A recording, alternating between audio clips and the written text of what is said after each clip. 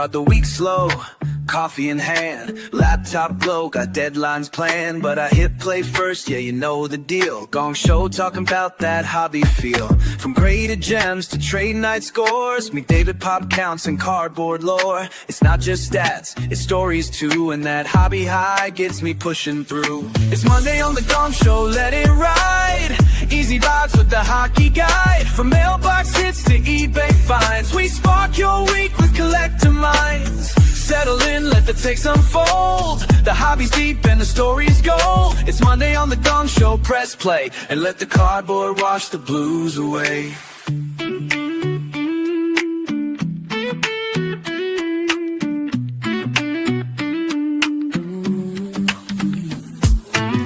King rookies, retro sets, goalie masks and slab regrets. Talking trends and market swings, and dreaming up those hobby kings. Jersey swatches, foiled shines, mail day magic in padded lines. From the old school to the rising new, we cover it all just for you. You don't need to love Mondays, but you can start them right. Grab your cards, vibe out, and ride the Gongshow like. It's Monday on the Gongshow, let it ride. Turn the volume up and enjoy the glide. From auction steals to wax box heat, we're the beat that makes your week complete. So here's the breaks and rookies and grails. The hobby don't sleep, it tells tall tales. Monday's here, but don't feel low. Just vibe with us, that's the Gongshow flow. What up, boys? Welcome back to episode 324 of the Hockey Cards Gongshow podcast. My name is Josh. I'm here with Baba Louie. I'm here with Phil. How's it going, guys? What's going on? Happy Monday. Good. Happy Monday. Monday. Can't trust that day. Monday morning. Oh, look at we all harmonize. There we go. Well, let's get right into it. Actually, first I want to talk about Phil. You just went to the Ottawa Card Show today. You want to report that you got to file, or what happened? It was September hit. Kids are back in school and people are out buying cards. I'll tell you that. Yeah, it was packed. Parking lot. Yeah, I hate parking far and having to walk. I'm used to it though. Yeah, I walked in. It was great, man. Tables were in a bit of a different format, a little easier to walk around. Lots of families. Great to see. Saw my friends. Picked up the card. I went there for a specific reason. So I did the trade. And by trade, I mean I spent money. And he handed me the card and traded money for a card. Yeah, the video will be up. The video will be up Wednesday. Not of a card show, but of my Brady Tkachuk non-top loader cards, my entire collection. So that's one of the cards I picked up today. But yeah, overall the show was good, man. It was good. Healthy, vibrant, joyful, all the good stuff. Yeah. Mm-hmm. Yeah. We had a bit more turnover on some of the cards, but gets people in the door, gets them interested, Same card, same guys. 80%, yeah. 80% same card, same guys. I would like to say a lot of the Montreal boys, though. I saw like 4 or 5 new dealers there, so I introduced myself and just said hi. And they were from Montreal, and they're making the trek to come in Ottawa. So, I mean, I didn't buy any of their cards. I didn't like what they had, but the effort was there. What?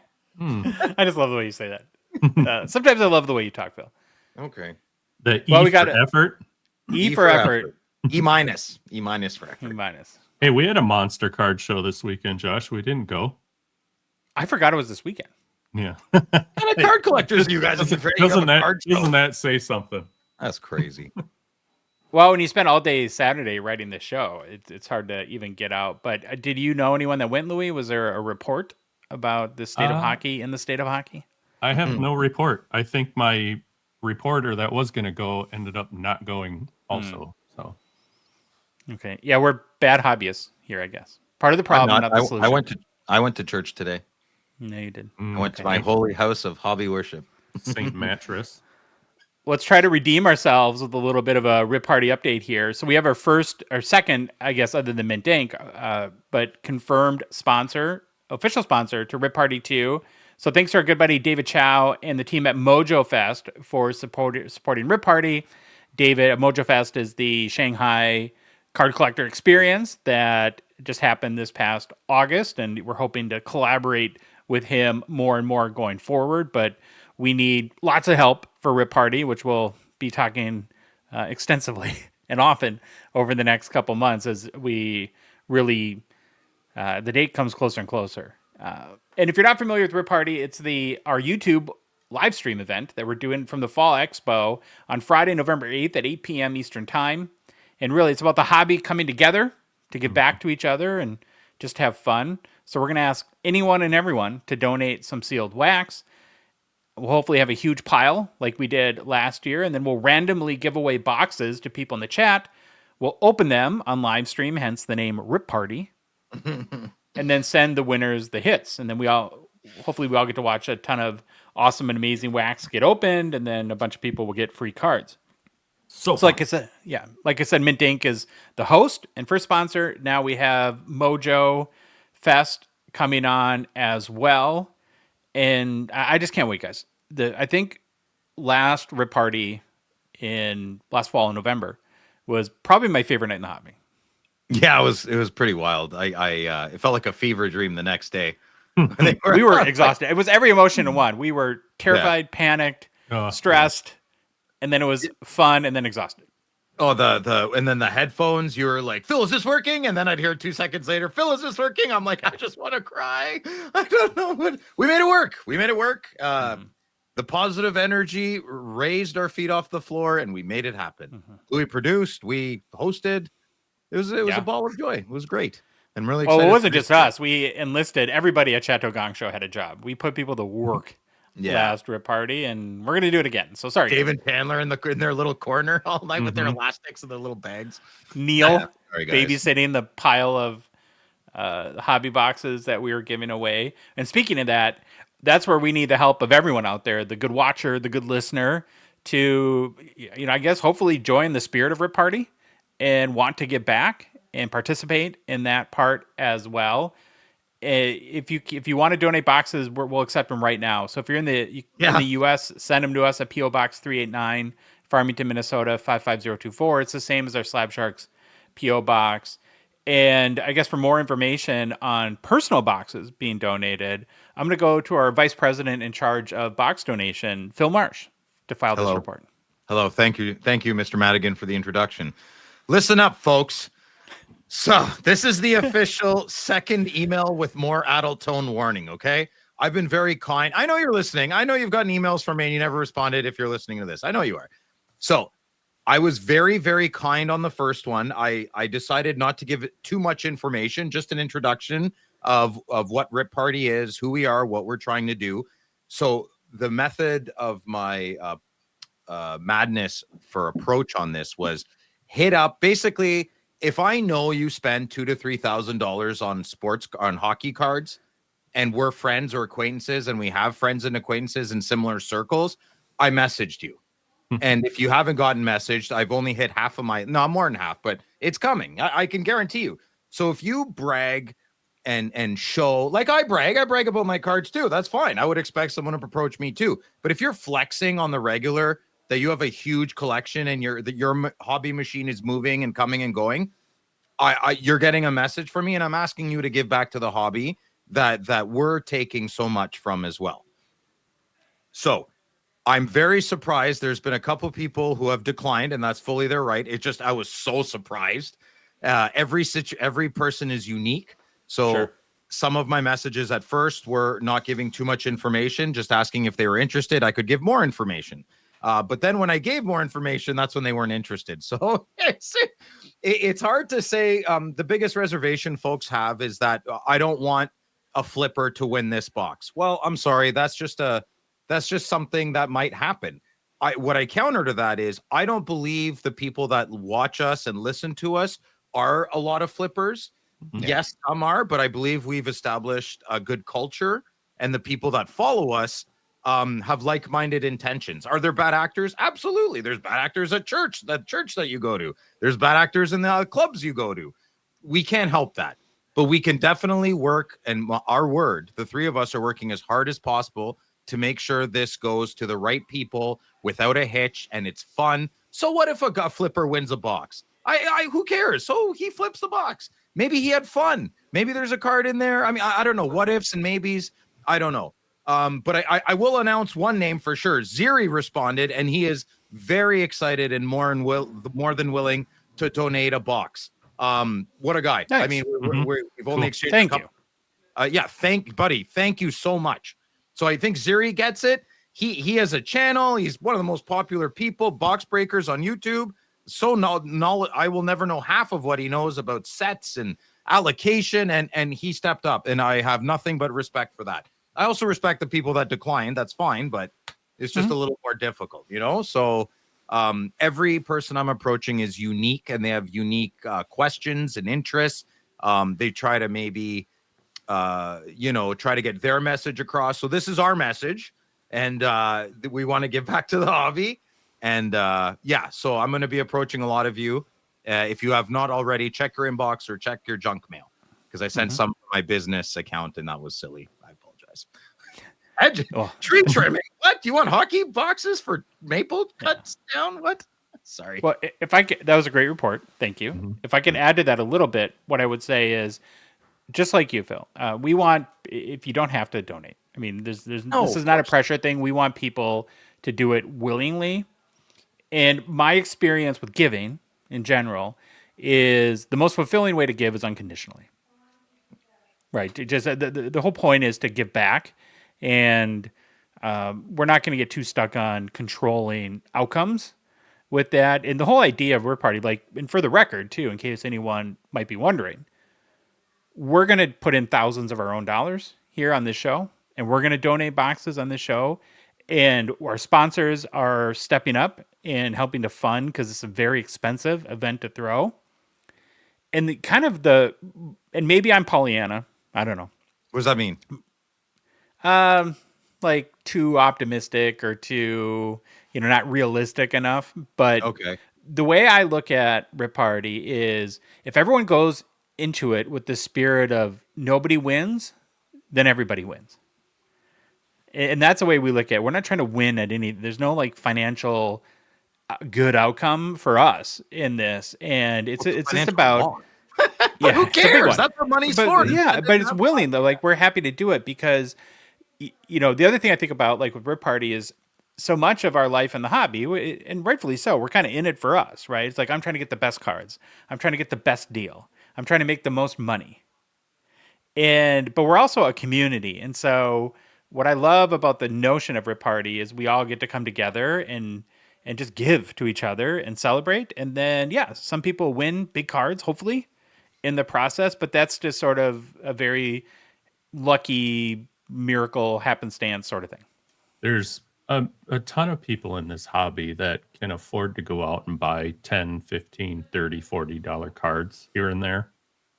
But there's not a lot of them that get the enjoyment of being able to rip a box. They can't afford that. Boxes aren't cheap. We all know that. And Good being point. able to provide that to somebody, hopefully, as That can't a go winner. at the expo, right? Remember, let's circle back to that. Like, that's the whole point, is for people not at the expo. We're bringing the card show to them, Mm-hmm. Yeah. And for them to have an opportunity to rip a box, possibly, it's super fun. It's all good, man. It's all, if we get 8 boxes donated, well, that's what it is. If we get 50, well, that's what it is. We'll have fun regardless. That's how We'll we have roll. fun regardless. It'll be a great time. At least there'll be food and beverages there for us, right? Yeah. Okay. Yeah, we'll get smashed. That's a win-win. Yeah. Yeah. Worst case scenario, I'm getting hammered. You won't see me at the expo. I'd be hungover for a week after. Well, Phil, you guys had a great show on Friday Nights with Phil on Friday. You want to give us a quick recap of what went down in case anyone has not yet had the chance to see it? Yeah, it was great time. The same people are watching every week. We have over 100 people every week. What a blast. Robert, Bobby, Builder Boo, whatever you want to call him. He hung out with us the whole episode. Great guy from a great crew. He hangs out with Laffer Cards, Riley, Grant, Standing Ovation. Good people find good people. Yeah, we had a blast, man. He was a great little origin story on how he got into collecting, how he collects, what he collects. And him and I disagree on a lot of things, and we get along great. And it's beautiful. It's fantastic. So stay tuned for next Friday. We have another Robert. Mm-hmm. I don't really know which Robert. Dave does. So a little not prepared on this one. Sorry, buddy. I don't know. Be a surprise to you. Yeah. So just my co-host is stronger than I am, so it's fantastic. And California Dave is great as always. My brother in arms on my Friday night. So, and Stature, stay tuned for Stature. I'm going to be buying your love, bribing you for your attention. So stay tuned Friday night. You could win a box of Stature, and you can thank Out of the Box Hockey Cards in Ottawa. They do call it the attention economy. Mm-hmm. Yes. Where everyone's competing for everyone's attention. GP Sports Cards is the official breaking partner of the Hockey Cards Gongshow podcast. If you love to break, you should all be on gpsportcards.com right now and constantly refreshing until he posts the break lineup for Wednesday night, because they do go quick and like really quick. They go very fast. Even if you're just a lurker, I don't buy too many breaks, but I love watching GP Sports on their YouTube channel both Wednesday and Friday nights.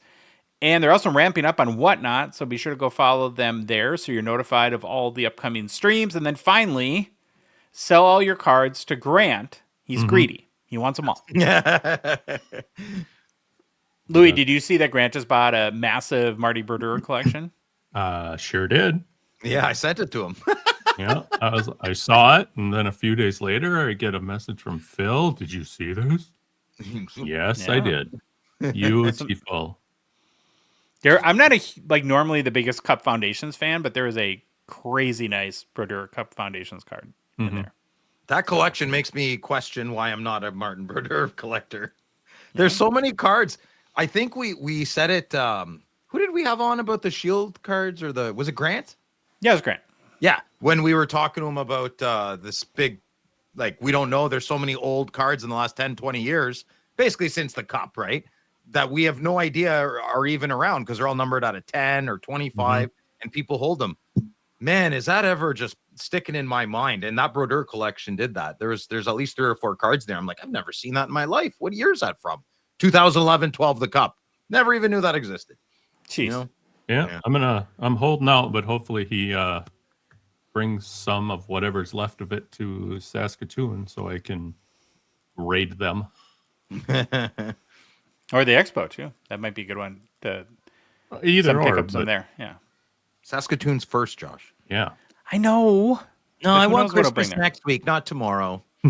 Stop it. Okay. Lastly, too, if you do have a collection to sell to Grant, reach out to him on Instagram, or maybe call the shop Total Sports. In, is it Ebi Tokakobi Bambi? What town is that in? Etobicoke. Oh, okay. Etobicoke. Bobby. Etobicoke. Can you say Mississauga? It's a suburb of Toronto. Can you say Mississauga? Mississauga. Yeah. Well, you can't say Guelph, so. Guelph! All right, let's go. Go on. Got to mention the official safety blanket of the Hockey Cards Gongshow podcast, PCI, Private Collection Insurance. Enzo Ferrari and his team, they have your back when things go bad. We can't all live in a fairy tale world like Moncton. In the real world here, sometimes bad things do happen.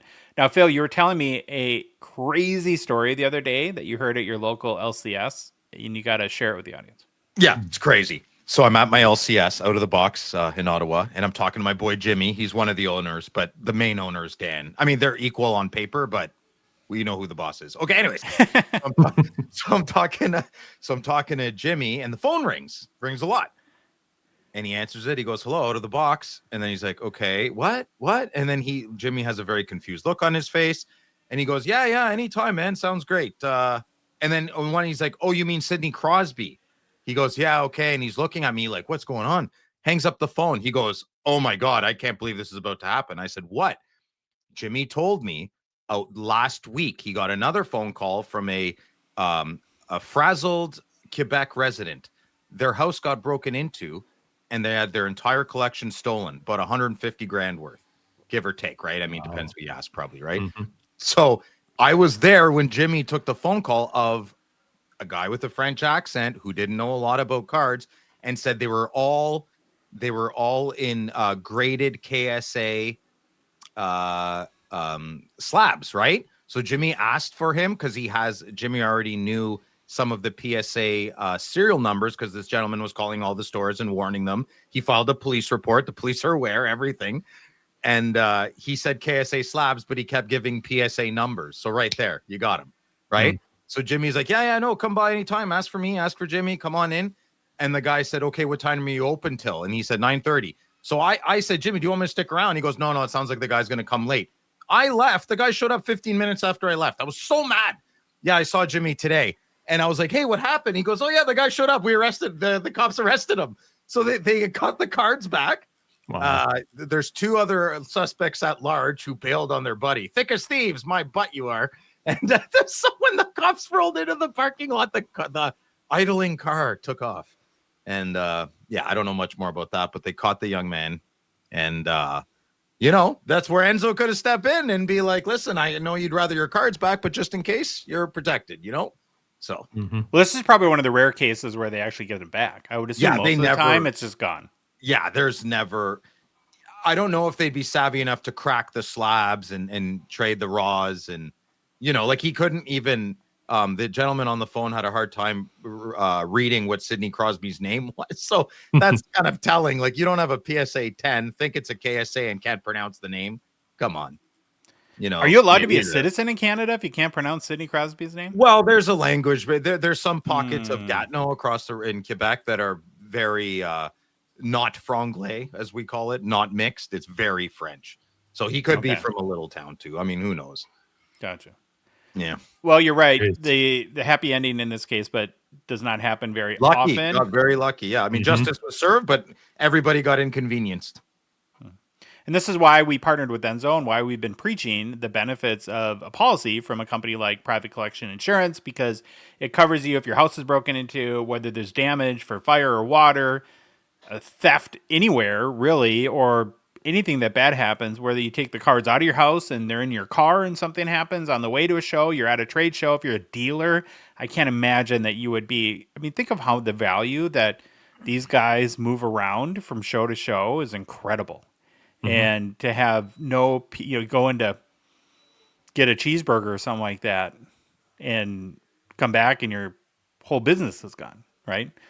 So bad stuff can happen. That's our point. So do yourself a giant favor. Head to privatecollectioninsurance.com today. Maybe schedule some time to talk to Enzo and even just see what your options are. I'm sure he'll walk you through that. It's also typically much more affordable than I most think people that's the think. best way to say it. Like, we wouldn't have partnered up with Enzo if he had a very imposing demeanor about him, right? So, like, it's free to ask the questions. It might not be for you. I think Enzo would agree. Like, hey, man, my business isn't for you, but I had a great chat. So that's why I think it's a free consultation. Like, it's totally worth the conversation. Yeah. Okay, lastly, before we get started, just a reminder that this show, the Hockey Cards Gongshow podcast, is a Patreon podcast. What that means is we rely on the listener or support of listeners and watchers like yourself to help us cover show expenses, produce more and better hockey card content. We always try to do that. And then fund initiatives like Rip Party and all the other stuff we're doing to grow the hockey hobby. You can support us for as little as $5 a month. Be one of the first 999 supporters of Future Watch Gonger, as we like to call them.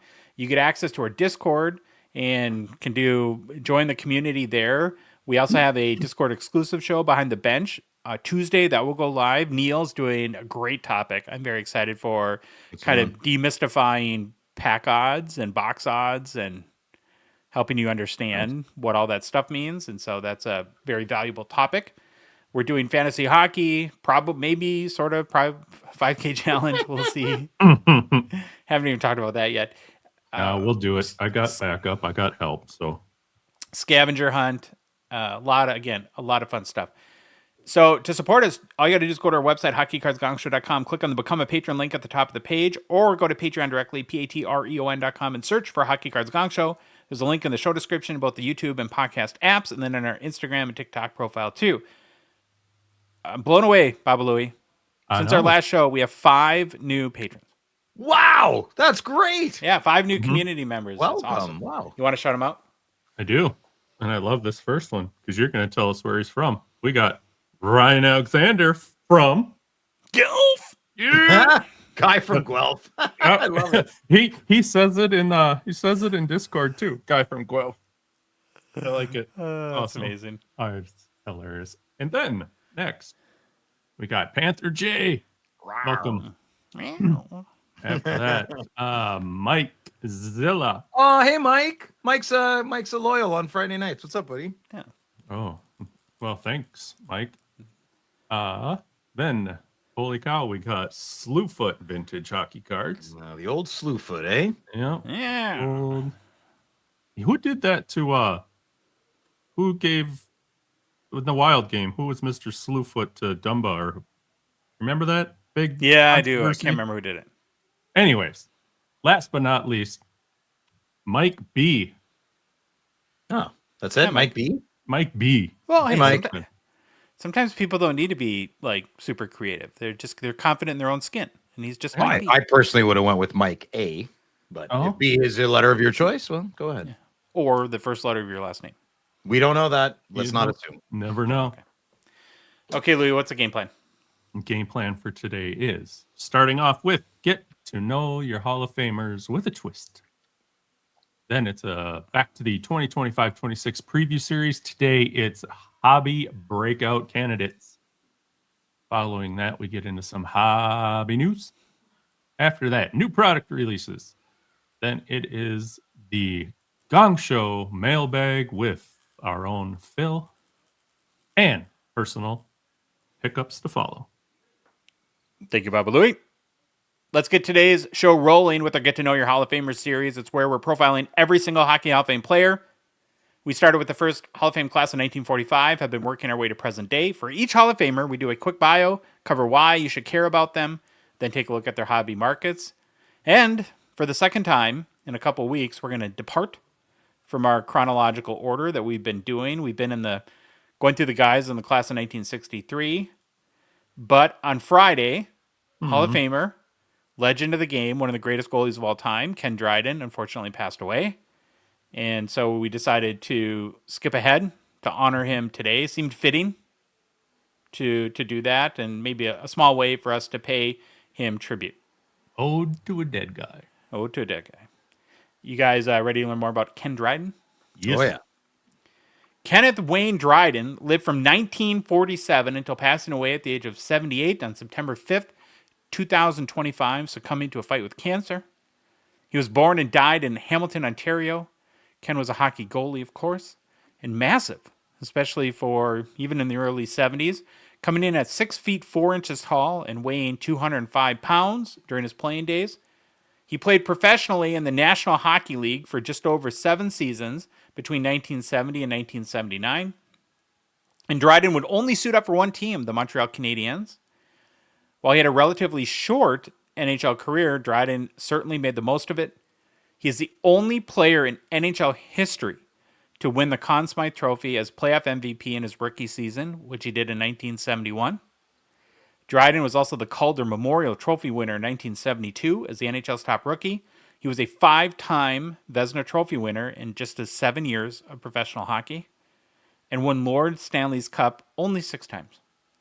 Played in 5 All-Star games, was named NHL First Team All-Star 5 times, Second Team All-Star once. Dryden, of course, was elected to the Hockey Hall of Fame in 1983.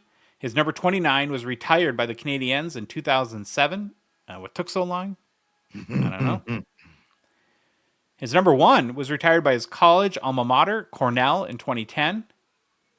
In the NHL, Ken Dryden played in just 397 career regular season games, posted a record of 258 wins, just 57 losses, and 74 ties. Had a career 2.24 goals against and .922 save percentage. In postseason play during his career, he had 80 wins and just 32 losses in 112 career games. And he also had a rich post-playing career in life, spending time as a writer, having written a number of books, a hockey commentator for television, a sports executive, a teacher at McGill University, and he also had a political career in the Canadian Parliament, right? Parliament, right, Phil? Yes, Parliament, correct. Your government, I was trying to figure out what he did in politics, and the structure of the Canadian government is, I was lost. It's much different than your republic. Yeah. Why should you care about Ken Dryden? In 1964, Dryden was drafted by Boston, but his rights were immediately traded to Montreal in what seemed like a small deal. That minor transaction would later become one of the most lopsided trades in NHL history. When he joined Cornell University, he turned into a phenomenon, leading the Big Red to a 76-4-1 record over 3 varsity seasons. His 1969 squad went 29-0-0 before falling in the NCAA semifinals. Even then, he was experimenting with a new style, handling the puck to help defensemen. He carried his books as seriously as his pads, balancing academics with hockey. In 1971, Dryden only had 6 regular season games under his belt when Montreal shocked everyone by making him their playoff starter. Yeah. He responded by shutting down the powerhouse Bruins with Bobby Orr and Phil Esposito frustrated at every turn and carried the Canadiens to the Stanley Cup. For his efforts, he became the only rookie to ever win the Conn Smythe Trophy. The following season, he played his first full year and won the Calder Trophy as the Rookie of the Year. He was now the face of Montreal's crease with his tall, calm presence and the memorable image of him leaning casually on his stick between whistles, like he's doing on the photo on screen right now. Very composed, very calm. Mm-hmm. That same year, he took part in the 1972 Summit Series against the Soviets. He had some rough moments, but steadied himself and contributed to Canada's eventual victory in one of the hockey's defining international battles. In 1973, he won another cup with Montreal and then made a decision few athletes would dare. He sat out the entire 1973-74 season to finish his law degree at McGill. It was unheard of for a young star stepping away from the NHL for school, but it showed how he was always thinking beyond the ice.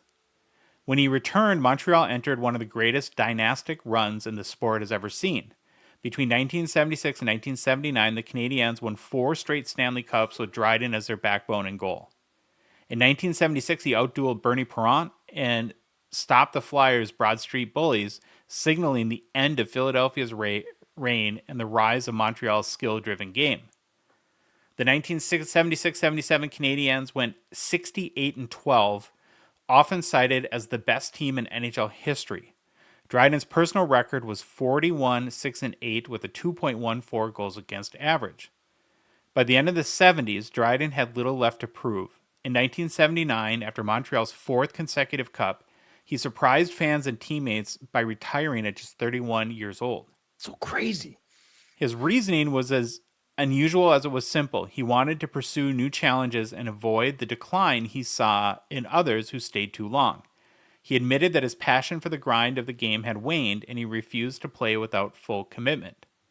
Unlike most athletes, he left the ice at the very top, having won 6 cups in 8 seasons. His decision to reinforce his reputation as a thinker as much as an athlete. In 1983, he was inducted into the Hockey Hall of Fame just 4 years after retiring, a recognition of both his short but dominant career and his intellectual approach to the game. That same year, he published a book, The Game, that remains one of the most celebrated books in sports. Far from a simple memoir, it examined the culture of the Canadiens, the psychology of goaltending, and the grind of travel, the dynamic between stars and role players, and the fleeting nature of an athletic career. It showed the game from the inside with a depth no one had put to paper before, and critics still call it the greatest hockey book ever written. Dryden's reflections on identity, purpose, and impermanence in the game echoed his decision to retire. He had lived the life, understood its costs, and chose to move on rather than fade. His legacy extended far beyond the crease. He became a lawyer, an author, and even a Canadian member of Parliament, all while continuing to be a respected voice in hockey. Montreal honored him as part of their pantheon of greats, raising his number 29 to the rafters of the Bell Center. Outside the arena, he was immortalized again with a statue in the Canadiens Statue Row, standing among legends like Maurice Richard, Jean Beliveau, Guy Lafleur.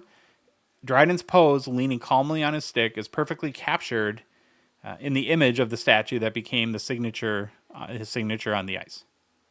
Mm-hmm. And the statue is more than a likeness. It's a reminder of the dynasty he anchored and the intellect he brought to the position. Fans walking by still mimic the stance, remembering how unflappable he looked even in the most pressurized moments.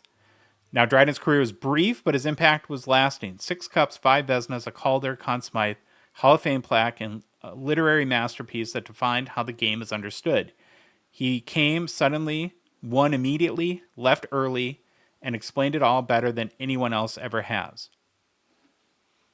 Any stories or remembrances as a Canadian citizen that you have of Ken Dryden? He's always been, when I was a kid, I always watched adults argue if he was overrated or underrated, right? Because very rarely in the middle. I have no opinion on it. phenomenal goalie. You don't win 6 Stanley Cups in 8 years or 7 playing years, I guess you would say, without it. And he has all the traits of a champion. I mean, they threw him. What's funny about the 70-71, when he came into the league, would you say he only played 6 regular seasons games? Yes. And then they won the cup, right? Mm-hmm. They beat Boston, and that's who drafted him. But they traded him to Montreal. So, I mean, I'm sure he had a lot going into that game. Like, I'll show you. You shouldn't have traded me, you know? Mm-hmm. So, I mean, he's got a big legacy impact. He also was the goalie for the first Canada Cup, 76. I know the Summit Series is the big one. Sure. But I'm pretty sure he was the starting goalie. I don't know if he was a starting goalie, but he was definitely one of the goalies in the 76 Cup. That's for sure. Canada Cup. Yeah. Rogi Vachon, maybe, I would think. I could be wrong on that. Mm-hmm. Okay. Yeah. Let's take a look at the Ken Dryden hobby market. And really interesting case with Ken Dryden where, well, first of all, now that we skip ahead to these more modern guys, there's many more cards to choose from. A lot of the first pioneers of hockey that we've covered have had very little, if any, playing days cards. So what we're going to do with, just like we did with Marcel Dion, is we'll take a look at the top 5 highest selling Dryden cards to date, along with each of those cards' respective top sales. But where a note on Dryden in particular, when it comes to the hobby, and I know many vintage collectors already know this, Ken rarely signed autos and is widely acknowledged as one of the toughest autographs to get in any form. He was not really interested in working with Upper Deck. That's why we don't see limited logos or any cards, not even memorabilia or auto cards. He didn't want hockey cards made of him. And from what I read, like, as to the reasons why, he didn't seem overly interested in hanging on to the past or reliving his hockey career. And seemed like he was pretty private in general. Like, he never wore his Stanley Cup rings in public and would really selectively show up to any sort of hockey events or NHL events. So it was more of a educated gentleman, cared more about schooling and life after hockey and all that stuff. He wanted to, he'd rather be recognized for something like that than what he did playing the game, even though. Well, I'm glad he did. Awesome. I'm glad he did some events because that brought a lot of joy to others. Yes. Right? Yeah. You can't provide 6 Stanley Cups to a city and be like, all right, would you just get over it? Like, well, sorry, man. He doesn't know how to lose, right? He was in the biggest show and he didn't know how to lose. So, well, as we go through the top 5 sales, what I had, and maybe you guys will think the same, in the back of my mind was, well, what if he was more willing to participate and embrace the memorabilia and connecting with fans into his retirement? And what impact has that had on his hobby market? Like, not a lot of good point. Like I said, if there was some amazing limited logos cards, would he have a more robust base of collectors than he does today? Who knows? Mm-hmm. Okay, so with that being said, here's the top 5 highest selling Ken Dryden cards. Number 5 is a 1970 Swedish Masters Syrian PSA 10. It's a pop 1. It sold for $1,110 US in May of 2021. Yeah, no idea. Never heard of this. Different card, yeah. A lot of I've never seen that ever. Yeah. Number 4 is a 1991-92 Future Trends Summit Series Auto card that sold for $1,150 US in February of 2022. And I think this just shows the power of any Ken Dryden auto. Yeah. That you're going to get a lot of money because they're so rare. The third highest selling card is a 1972 O-Pee-Chee. It's a second year PSA 10 Pop 2. So for $2,226 US via eBay in March 2023. That doesn't even look like him. Yeah, it's like the ugliest set of all time. Phil's favorite year of O-Pee-Chee. No, it's the worst year of O-Pee-Chee. The second highest selling Dryden card is a 1971-72 Topps Rookie PSA 10. This is a Pop 11. Sold for $8,000 US via eBay in December of 2023. This blew me away. Yeah. And then number 1 is the O-Pee-Chee cousin, PSA 10, Pop 13. Sold for $21,960 US in March of 2024 via almost Golden. Triple. Holy moly. The other hobby thought I had about Dryden, and kind of going back to like our whole like Bedard and any other of the key prospects that seem to like very much tiptoe in the league. Could you imagine whether it be a goalie or a forward equivalent to come in and instantly lead the team to just play 6 games and win the Conn Smythe Trophy? And then win the Hart, whether it's like a goalie win the Vezina every year they play for the next 7 years, or the Hart Trophy every year they play, like what the hobby would probably explode. Just he came in like a wrecking ball, but he was so poised, so athletic. His actions did all the talking, you know. I think that's why he's so memorable. People that watched him, he just came in and left, and what happened? Yeah. Well, that, boys, is your Hockey Hall of Famer, Ken Dryden. Rest easy, Ken. Rest easy, Kenny boy. We're going to move on to continue with our 25-26 preview series, this time looking at some hobby breakout candidates. Should be a fun one. We're going to look at, I don't know, is there anything more fun in the hobby when that player finally, whether it figures it out, everything clicks, they start having success, and then we all run to our dollar boxes. Yeah. And we're like... I know I got this young gun here somewhere. I know I have one. The checklist, son of a... I have 4. Holy cow, right? Yeah. I just love when that happens. And I think because most of us have a soft spot for rags to riches stories. I think we can all identify with that. Sure, there's the Connor Bedards of the world that come into the league with a ton of hype, but others have to earn that respect, Phil, to put that, So I've scoured the internet and looked through all the pundit projections for the 25-26 season, and I found 5 potential breakout candidates from a hobby perspective that maybe can put on somebody's radar if they're interesting to you. You guys might have some players to add to this too, and we'll let you chime in there. But here's the 5 players that stood out to me. And the first one's our cover boy here on our image, Adam Fantilli. Now, he did have a little bit of rookie fanfare, of course, coming into the league, but was largely overshadowed by Bedard Mania, along with every other 23-24 rookie.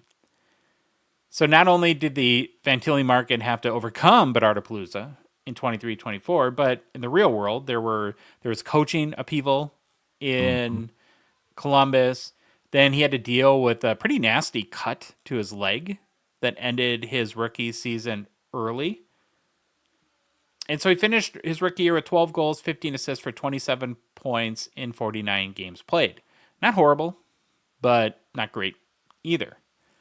Well, this past year, we still had Bedard buzz, and then, of course, a new crop of rookies that the hobby chased in Celebrini, Michkov, and Hutson. So kind of, again, I think kept Fantilli a little bit in the shadows.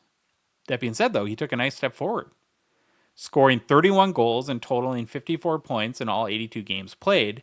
And additionally, he went from a minus 21 in 23-24 to a plus 4 last season. So it looks like helped play a little more of a complete game, and did it while averaging 17 minutes, 28 seconds time on ice. 31 goals in year 2. That's a pretty impressive number in today's NHL, don't you guys think?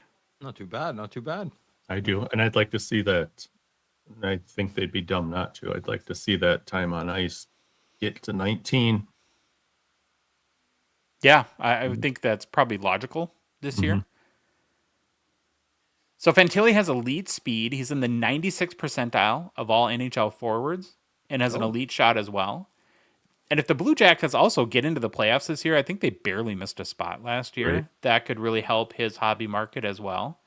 So I think if he is let's say he's on close to or more than a 40-game goal pace by Christmas, I think I could see his hobby market picking up. Yeah, agreed. A little bit. I think a lot of people are watching in the shadows on him, and they'll pull the trigger if he gives them a little bit more. Yeah. So I just posted on Sunday, if you go look at like our Gongshow Instagram account, his premier acetate rookie patch auto 101 with just a ridiculously nice Columbus patch. Yeah. So for like $2,500. And put that in the context of premier. Yeah. What? That's how much the hobby, that's the thing, right? The years fly by, and we get these new crop of rookies that come in, and if you don't stay at the top of the hype, you get forgot about pretty fast. I almost feel like that's a new Fantilli collector, and he can't find another card, so he's like, I'll buy this one. I don't know, man. That's it. Well, you said it was a crazy good patch, right? Maybe it had Oh that. yeah. And $2,500 for we'll talk about. We'll see later. We'll circle. No, back. I if you're gonna say that's not bad, I'm gonna disagree with you on that. That's You think that's a lot? Yes. One, I very much do. I've never really like the Premier acetate. Like, you don't even have to say acetate. That's just the way the Premier patch cards are. A Premier Fair. RPA for $2,500 is 101. Yeah. Oh, what was it? A 101? 101. Okay, well, I didn't know that. Did he say that before, Louis? Sure did, Phil. Oh, son of a. Well, I didn't know it was a 101. That's an appropriate price. I'm sorry for my rant. Can we edit that out? No. Should I repeat that too? Yeah. Every time you say edit out, Louis is going to repeat it 6 times. So, Fantilli is a 23-24 Young Guns PSA 10 pop 1,358, 52% gem rate. Let's sold for $134 on September 3rd. Now, at the end of last season, it was selling around $87, so it's up quite a bit since then. Maybe I'm not the only one thinking it could be a big year for Adam Fantilli, and seems to have a bright future despite the fact he made a horrible choice in picking a college. Yeah, nobody's perfect. Are you two bullish on Adam Fantilli? I am big time. I like Adam Fantilli. I like his game. He's got a lot of jam to it, and he looks like a winner out there on the ice. So, Yep. Yeah, no, he's absolutely starting to showing what Mr. Fantilli can do, what we thought he could do. So I think this is going to be a big season for him. You always get a little bit of a conflict of interest with anyone on Columbus, though, right, Phil? Because they're typically battling your Senators for a playoff spot. I know, and I like them though. Like I love Werenski, and yeah, I'm curious to see who you have picked next. Okay. Well, let's get right to it. The next player I'm picking for a potential hobby breakout is another guy that got largely overshadowed by another rookie, and this time a player on his own team.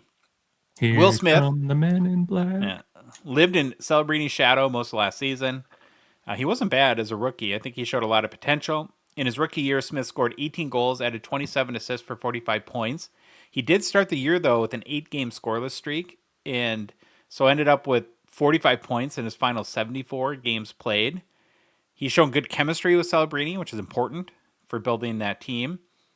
And he should start the 25-26 season as the Sharks' second-line center and should get some expanded opportunity on the power play, which was an area he excelled last year as a rookie. He was one of their power play leaders. I think there'll be a lot of eyes, too, on the Sharks this year that could help maybe get some more visibility on Smith, with Celebrini and now Michael Misa maybe making the team as well. And Smith is a 24-25 Young Guns, PSA 10 pop, just 41 at this point. 48% gem rate, less sold for $356 on August 26th. That's a very high number right now, and it's because, remember, he was an extended series Young Guns that just came out a couple months ago, and the first PSA graded cards are just returning, and they always go for insane prices. There's only been 86 of his cards graded in total by PSA so far. So what do you guys think about Will Smith? Is he another guy that you could see pop off a little bit? Wholeheartedly. Yep. On that team, yeah, big time. If they, like I said, if they gel coming out of the gate, I don't know if it would be if they could keep it going, but Will Smith and Celebrini seem to have quite the chemistry on the ice and off the ice, which would translate well on the ice as well. I think where Smith's going to pop off the most, or has the most potential to, is on the power play. He was really solid last year. Yep. And that's good for the hobby, right? Because you score goals, accumulate points on the power play. My third breakout candidate is Marco Kasper. Oh. The Hockey Writers named Kasper Detroit's top breakout candidate for 25-26. What's probably fueled this is after January 1st, I did not know this, Kasper led all NHL rookies in goals last year. In particular, he really took off after Todd McClellan replaced Derek Lalonde as the Wings coach on December 26th. So last season, Casper produced 19 goals and 18 assists for 37 points in 77 games played. It was definitely, though, a tale of two halves in his season. In his first 29 games under Derek Lalonde, he had just 7 points. Oh, God. But he registered 20 points in his last 48 games, including 17 goals. He's expected to start the season with the top 6 role and could be centering a line where they're projecting that he'd be centering the line with Patty Kane and Phil's kitty cat, Alex DeBrincat. Meow. He's also pretty big, 6'1", still just 21 years old, and they say plays a solid two-way game. So that I think that's important because coaches want players on the ice that play defense as well as offense. And Trevor Zegras might be the alternative example to that. Yep. And Marco Casper is a 23-24 Young Guns, PSA 10 pop just 80, 26% gem rate. Last one for 117 US on July 3rd, up about 10% from the end of the season. I don't know, either of you very familiar with this guy? I don't. No, I always think when I think Detroit prospects, I still think of Lucas Raymond and Moritz Seider. I'm not. They're kind of edging out of the prospect phase of their career now. Yeah, they're done, right? Like Lucas Raymond isn't a prospect anymore. After this year, he is what he is, right? Yeah. What about that, though? This guy led all rookies after January 1st in goals last year. That's a big stat. That's a good hobby hockey card prospecting stat. That would be, if I wasn't so silly with my Pintos and I wasn't a big Sens fan, that might be something. Go scoop up a bunch of Casper Young Guns, see what happens. Well, maybe him and McClellan clicked, though, Yeah, it sounds like it. And that's McClellan, underrated. Yeah, well, McClellan's a big structure and system guy. And he's a big defense and always seemed to me like defense first, but he wants your team to be like that quick transition team back to offense. So I think that fits Casper's game well. I don't know. Sometimes I sit there and go, how different is the game team to team? We fire coaches, hire coaches. How differently are they really coaching? Some of them I do believe make a difference. I don't, you know what I mean though? Well, you're at that level. We all played sports growing up, and I can tell you for sure, and you guys chime in if you think different, but I've had coaches that believed in me and didn't believe in me. It makes all the difference in the world. Right. You're miserable. You're in your own head. You're down on yourself when your coach doesn't believe in you, and you're ready to run through a wall when he does. And I don't know, maybe that's part of the difference too. Imagine having parents that believe in you when you grow up. Oh, that'd be amazing. Keep dreaming, Phil. Maybe you'll get some friends at some Does point. it say therapist on my name tag? Got it, buddy. All right, we got two more potential breakout candidates. Okay. Oh, what? You guys have something to say? Well, I thought I would. If someone said, "Could you pick Josh's top 5?" I'd be like, "Yeah, I think I probably could." So far I can't. So interesting. So the next candidate I selected is Cutter Gauthier. Now, many see his rookie campaign last season, where he had 20 goals and 44 points, as a launching pad. He's already projected as a 30-goal scorer, and he's not afraid to shoot. He took 190 shots last season, which was second on the Ducks to Frank Vetrano. And he's got a great underlying skill set. Another fast skater. He ranks in the 95th percentile in the NHL for forwards. For speed, the 92nd percentile in shot velocity. He'll also be playing with Leo Carlsson and Troy Terry, giving him favorable line mates. And hopefully he'll see some more power play unit time this year, which could help boost his productivity. Again, another guy like Will Smith, like a little bit overshadowed by the big three rookies. And so maybe slept on a little bit. And Cutter Gauthier is a 24-25 Young Guns, PSA 10 pop, just 255, 29% gem rate, very low. That helps on the Young Guns. Last sold for $93 US on September 1st. It's about flat since the end of the season. What I was thinking about him too, I know he didn't want to play in Philadelphia, but could you imagine that go back now? That Flyers team with Michkov and Gauthier as a young core? Yeah, be something. I don't think. Well, I talked to Neil, and I think Drysdale was the big piece that they traded Gautier for, and he was just okay last year, but not super fantastic. So I think the Ducks won that deal by a long shot. I don't know too much about either parties. It's kind of impressive. A lot of these young guys are very fast. I wonder if the game's speeding up a little bit. Yeah, I know. I think it. I mean, the clutch and grabbing's kind of gone now. I mean, it's still there, of course, but the skill can be showcased a little easier this day and age, I think. Any thoughts on Gautier in particular before we go to my last pick? No, I don't know much about any of these players. Detroit, I should, but I don't like watching them. Yeah, you heard me, McMahon. I don't like. I don't enjoy them. Larkin, get out of here. But I really like Moritz Seider, and I thought you were going to pick him, but he's what, 22, 23? I think he's like 24 now. Yeah, I know. He is what he is. I don't know. I'm not with the now, so keep going. Well, for my last pick, I challenged myself to not pick a forward and to find a defenseman or a goalie. And I found a goalie, and I'm sticking with the Ducks. So this might be out of left field. Maybe not. You guys, You're cheating on your little Wolfie boy? I don't think. I think he's there. Kind of. I didn't see it much. I don't know. He doesn't have a big team in front of him this year. Yeah, he might maybe put not. up some bad numbers. Okay, well, we'll see. So I went with Lucas Dostal. And I'll admit, before I was doing a lot of research, I didn't know too much about him, but then I became more impressed the more I learned. So now that John Gibson's long tenure with the Anaheim Ducks is over, it's opened the door wide open for Lucas Dostal to be the clear number one goalie in Anaheim. And Gibson's had that position forever. Dostal had a career-high 23 wins in 54 games played last season and is projected to get upwards of 30 wins this season. Here's where I started to get impressed. So last season, according to Edge Metrics, Lucas Dostal was the only NHL goalie to rank in the top 5 for saves across all shot locations. He was 4th in high danger saves, 5th in mid-range saves, and 5th in long-range saves. He finished the season with 23 wins, 23 losses, 7 OT losses in 54 games played, posted a 3.1 goals against, .902 save percentage. And the Ducks have shown their commitment to him as well, signing him to a 5-year, $32.5 million extension.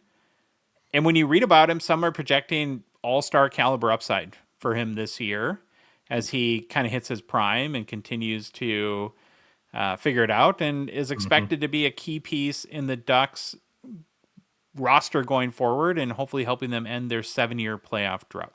If he can drop that goals against into the high twos, 289, 29, 292, I have super high confidence for him and that team.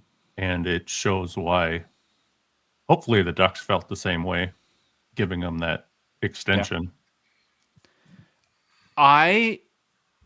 This is an old take, but I really want another period where there's just a dominant goalie. I don't think it's going to be Lucas Dostal, but whether it's Dustin Wolf or somebody to come in and just take the league over like Dominik Hasek did. Lights out, eh? Yeah, just, where, again, your team's playing Buffalo, and you're like, oh, crap. We're not going to score any goals because the Dominator is there. So, yeah. I think it's harder, man. More goals, and the goals are only increasing every year, aren't they? Well, Troy always said that the games, it ebbs and flows, right? And right now, the game is ahead of goaltending. Yeah. And goaltending hasn't caught up to Well, the skill's next level. Yeah, that's sort of, so I would have, I guess you're more on point with your prospecting. I was going to say like Logan Cooley, he's 21, 22. Dylan Gunther, I'm still waiting for him to, he's one of the most skilled people I've ever seen play hockey ever. Dylan Gunther is ridiculous, but I don't know. Bedard after last year said that he should be a 50-goal scorer very soon. Gunther. There so you he's go. Another guy. And for guys like Cooley and Gunther, being in Utah is much better hobby-wise probably than with Peterka now too. JJ Peterka. Another guy he's just waiting to pop off too with a cool name. Let me finish off Dostal real quick and then we'll recap. Apologies. He's a 22, 23 Young Guns, PSA 10 pop, 269, 45% gem rate. That's sold for just $30 USD on August 27th. It was selling for about 55 at the end of last season. So if you're a Dostal stan, now's a good time maybe to buy some cards. But yeah, but who cares? What's the last goalie? Like, goalies don't bring it in. If money is your thing, I probably would stay away from goalies myself. Sure. What big goalies like Dustin Wolf could have? You basically have to have like 3 amazing years and a cup in there, and you'll be remembered a great goalie. And Well, you have to do something exceptional. It's just like on defense, Cale Makar had to be exceptional to be a hobby star. And that's why I appreciate those guys maybe a little bit more, because more people can score 40 goals and get a little bit of hobby juice than come in at the defensive position and become one of the top people in the hobby, be Baby Bobby Orr. yeah, good points. So you mentioned Cooley, Gunther, Phil or Louis. You guys got any other names that you would throw out there to people, maybe that are? Well, spending- your standard. Michkov, I'm excited to see. The Will Smith Celebrini duo, I'm very excited to see how Misa's going to be out in the league. Debut of the league.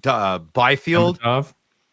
Yeah, Demidov, absolutely. Byfield could make it or break it this year too. I mean, he was drafted ahead of Stützle, so I'm always kind of watching him and see how he's doing. There's a lot of little storylines in the NHL this year. I'm very excited to watch. Yeah. Mm-hmm. How's Vancouver going to do, right? Quinn Hughes, oh my God, he's just as good as Cale Makar. Well, he better have a big year if he does. Yeah. Drives me crazy when people say that. But again, the best part about breakouts is I'm sure there'll be a couple guys, or hopefully at least a couple guys that do have breakouts that come out of left field, and we would have never guessed it. Was it the? And what I'm talking about too is more than like a weak moment. We get like the Alexei Protas. Oh, that's what I was just going to say. Louis' pick from last year. Yeah. That was fun, but it lasted like 6 days. Oh, he didn't maintain goodness? I think he got hurt towards the end of the year. Didn't he, Oh, Louis? Josh. See, everyone thinks I'm the mean one. You're the mean one. Who's, it's a fact. What, that he got hurt? It's just a fact? Yeah. All right, fine. Who's that? God, what's his last name? Who's that Mason kid on? McTavish? No. from For Boston. Charlie McAvoy? He's not No. a kid. Oh, Not a rook. Mason McTavish? Laurie? Keep saying McTavish, and maybe eventually it'll be right. Just change Jason the Laurie? person. Laurie? Yeah. Lohrei. Okay. Yeah, that's who I think Every I'm thinking Boston of. fan Though. is cursing our names. Well, your name's on mine. We probably, it's our brand to I don't muff know, up names. I'm just going through other names too. He had 5 goals and 33 points last year. Was a minus Woo! 43. Pick him up, Louis. He's your guy. Get it first pick in my fantasy. I'm Like just Jet brain- Luchenko or some other names that came Yeah, up. that's a good one. I have a Rutger silver McGroarty. outburst of Luchenko. Go, Luchenko. I think that's Neil's guy. Like he's Well, No, Neil's any Philadelphia loves homer Jet. guy. cheaper alternative to Michkov prospecting. So But like Easton Cowan, maybe? Like, how the myth of Easton Cowan? How many years are we gonna have to hear about that? Is he actually ever gonna play? I don't know. What about How about Wallstead? Is he ever going to play? No. Rookie breakout. He went down from the number 1 goalie prospect to like I saw some of those, like the Athletic will do every team's prospect rankings. He's like now like the 11th rated prospect on the Wild, and he Yeah, went from because he doesn't get on the damn ice. I still have hope for Shane Wright. You don't just lose that hockey playing ability, you know? Sure. Okay. Well, I don't just- know. I'm you always should- hopeful for Josh, him. you could have gone Homer and put Ogren in there. Oh, please. Yeah. Nothing's Trying to going to be happen home. there. Yeah, same. I'm having a very tough. I can't even think about my Wild until Kaprizov signs. It's too He'll anxiety. sign. driven. He'll sign. Don't worry. I'm just trying to go through the teams. Like, who's on Tampa Bay that's a prospect? Like, Connor Geeky. Yeah. Yeah. Rutger McGroarty. I always thought he'd be good. Yeah, a number of articles I saw mentioned him, that he should be a full-time NHLer this year. Top 6, The- though? I don't Yeah, know. the Jonathan Lekiramaki guy or whatever his name is Lekiramaki? on Vancouver was I a guy can't say people his name. mention. Yeah. Yeah, that's true. Leckermacki there. Yeah, I can't say his name. If it clicks, it clicks. Same How- with Stützle. I'm saying it. If Timmy can take, he's a true superstar. If he doesn't believe it and show it, I'm off the Timmy Stützle train this year. Come on, Timmy Tantrums. You Who's got that? it. It's right there. Who's Will Cully with now? Or how Cooley- old is Cooley. he? He's at Rangers. Yeah. Yeah. He's a rookie at 23, 24, young guns at least. But, well, the thing with a superstar that we often forget is consistency, right? So a guy like Stützle or Matt Boldy is another great example. They can be a superstar for 2 weeks, but can they be a superstar for a whole year? I think that's the biggest Yeah, question. that's Timmy's a good setup guy. That's the knock on him. Like he could be a superstar for a week, but there's no point. So you're not a superstar, but you played a good structured game. That kid needs to realize he can take over the game. But he doesn't have like a. Could you imagine if he had like a Brady impact on that team? He's as big But as Brady. I mean, I know, but take Brady and feed some of him into Timmy. Yeah. And, oh my God, what a player! The German's a bit nasty sometimes. I see which exactly what you're saying. It's trending that way, Louis. I like it to go a bit quicker, but he's not diving. Anybody who says Timmy Stutzel's a dive, no, he's not. My head coach got that right out of his game real fast, real quick. So say everyone said Crosby was a whiner. It took 5 years for that to go away, right? Does anyone say Crosby's a whiner now? No. People, fair weather hockey fans do. You don't hear Sidney Crosby anymore. No. You don't? Well, don't come to my house. I got 2 people here that still call him Crybaby Crosby. So. Oh, Louis. I'm not one of them. No. Is it I'm JoJo? not one. Is it Joanne? JoJo What? and Ellie. Well, tell her to be nice. I want full retraction or I'm stomping on those F1 McLaren cars I bought for her. Well, we want to hear what you guys have to think. So if there's any breakout candidates that you are excited about for 25-26, leave them in the comments. Nice. And Matthew Nyes. There's one. I hope he does crappy, but he's a good player. Slab Sharks, the Gongshow partner sponsor. We're thankful for their support of our show, this show. The current Slab Sharks weekly eBay auction is live. Ends this upcoming Thursday night. Another big one, boys. More than 4,500 cards available to bid on right now at slabsharks.com. And it's not just quantity, it's quality too. There's lots and lots of bangers in this week's auction. The three of us idiots each spent time this weekend going through the auction and picked out our favorites. And because I'm the most athletic in our group, I will go first. Then Louis, who's very athletic. Well, you're very athletic too, Louis. And then, Phil, every team needs a water boy, so it's okay. Yeah, I'll do it. Go last. Here we go. The first card I picked out is a 24-25 SP Authentic Matt by Michkov Future Watch Auto Patch Rookie Black 101. The 101, Phil.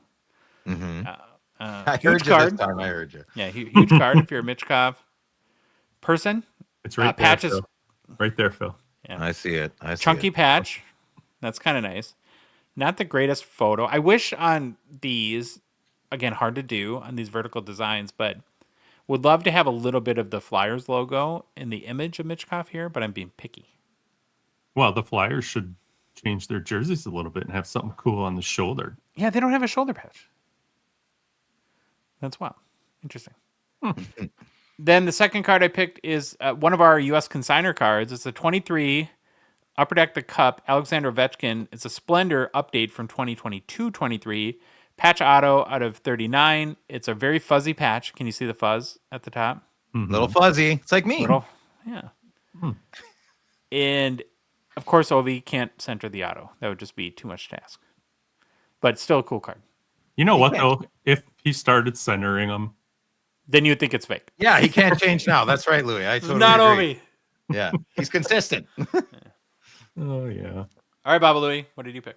I kind of went the Splendor route with you on this next one. It's a 21 Splendor patch auto out of 36 of unsigned Kirill Kaprizov. But thick patch. Yeah. Nice card. On-card auto, which helps with Kaprizov, right? Mm-hmm. I'd love to just have one of these. I like how great card. I like how on this card the whole design colors of the card kind of matches the whole jersey. Everything kind of works. Yeah. You know what I mean? Mm-hmm. And then wait, can I talk about one thing about Kaprizov that's yeah, bugging me? In the last week, there's been 2 separate articles. Mm-hmm. One with Wild GM Bill Guerin professing how confident he is this will get done. And then another article with Wild owner Craig Leopold professing how confident he is that this is going to get done. Reading those 2 articles makes me very unconfident. I kind of feel like that's like on purpose, and you only do that if you're not, like if he's going to sign in 2 days anyways, you're not going to go through the media rigmarole of getting those articles out there, I'm getting very nervous about this whole situation. Give him what he wants. You know, he's Give him gonna what he get what he wants. wants. He's gonna be the highest paid dang player in the league. He's not going anywhere. There's no reason Tarasenko wouldn't have come here. Kaprizov wouldn't have brought him in, wanted him here. I can't see it not happening. Yeah, you're making me feel Honestly. better. Thank you. There's Okay. a lot of variables that work into the favor of him staying. But anywho, second card, just because I'm a homer, it's a 24 SP Authentic Sign of the Times rookie auto of Michkov. Love Sign of the Times cards. You know, got a good auto, affordable usually, being Sign of the Times. So those are my bangers.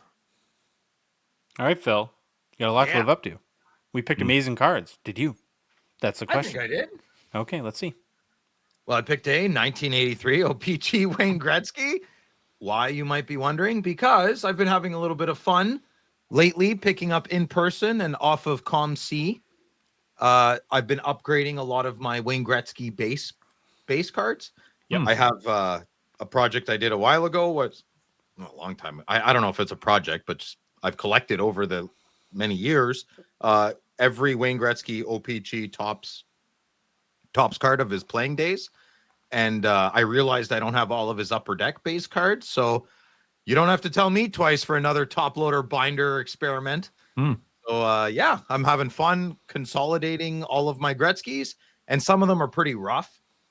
And I'm not looking at this one, but it reminded me of you might want to do the same, because these don't get too spendy. You can pretty much get any base Wayne Gretzky card in very good condition for under $100, if not $100, as long as it's not his second year. The good luck on that one. But yeah, that's why I picked it. I just wanted to remind people you can still get great old cards for very good prices. I think it's awesome that you're doing that, because I've been going back and forth here on, my biggest collection is Kirby Puckett cards. Yes. But I've been dabbling in trying to do the same as you. Like, some of the cards I just got because I needed it, wanted it, had to have it because I didn't. Yeah, but they're rough, now upgrading them, as nicer copies. Yeah. I Kind of have, fun. and I don't have many of the, well, I'm missing like 3 from Upper Deck, and I some of the mid to late 90s Upper Deck Gretzky base cards. Like, I think there's a year where they don't even have base cards. I'm not too sure. I don't know, but any O-Pee-Chee tops. So in the binder, it looks really good. I've already started it. Most of the tops cards are brighter, crisper, better produced, but the O-Pee-Chee has such a nice, beautiful charm to it as well. I'm much more romantic about my O-Pee-Chee. So yeah, that's why I thought I'd pick it up. So best part of this card is the O-Pee-Chee logo in the bottom right. Yeah, it's cute, eh? Yeah, it's fun. Next one. And then, just trying to toot my own horn here. It's a pretty big card. You should probably go for it, and you should probably pay lots of money. I have this card. I just thought this was a very good copy. Look at it. It's crisp. Lucky number 13 out of 25. Yes, it's a McDavid tribute red outburst.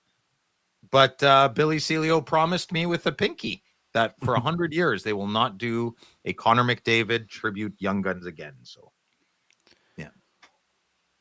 A couple things I have to say about this card. The first is, look at you, hobby influencer pumping. Yeah, pump it, buy it. And I can't believe you're not going to buy this card. This is the most anti-Phil move I've ever. You're so in love with this card, and you have to have all of them. You need all 25. Yeah, well, that's the thing. I'm talking a big money game, but like if the card goes to 15 grand, that's cool. It's sitting right in my house anyways. You'd have to offer me like $50,000. And I'd reluctantly hand it to you. So you seriously don't want this one though? You don't want another one? No, I do want this one, but I've spent way too much. Just wait for my Brady Tkachuk Wednesday video, and you'll understand why I can't buy this card. Gotcha. Yeah. Stay tuned for Wednesday Flex. Stay tuned. Well, you're funding some of this, aren't you? Slab Sharks in some cards? Yeah, man, it keeps getting bigger and bigger. I have like almost like 150 cards now. I want to send into Slab Sharks. Nice. What are you waiting for? Because I keep piling them up. Oh, well, mail runs every day from Ottawa to Toronto. Yeah, they do this. I hate the post office. They do this awesome show Thursdays Yeah. And you could have cards in multiple Thursday shows if you This wanted is correct. Yeah, this is correct. Okay. I only like making one trip from my truck to the house with the groceries. Phil, you can make 2 trips. No, one trip. Pinky. Okay. The pinky is purple by the end. The grocery bag is hanging by a thread. Well, the reason why, Louis, so many Yes. collectors in our beloved hockey hobby are choosing Slab Sharks to help sell their cards on eBay. It's simple. First, Slab Sharks makes it incredibly easy. Mm-hmm. Even Phil can follow their directions, so we know it's easy. All you got to do is box up your cards, print off a submission form, and just ship them in. If you're in Canada, you ship right to Slab Sharks HQ. If you're in the US, you ship them to us, and we get them to Canada for you.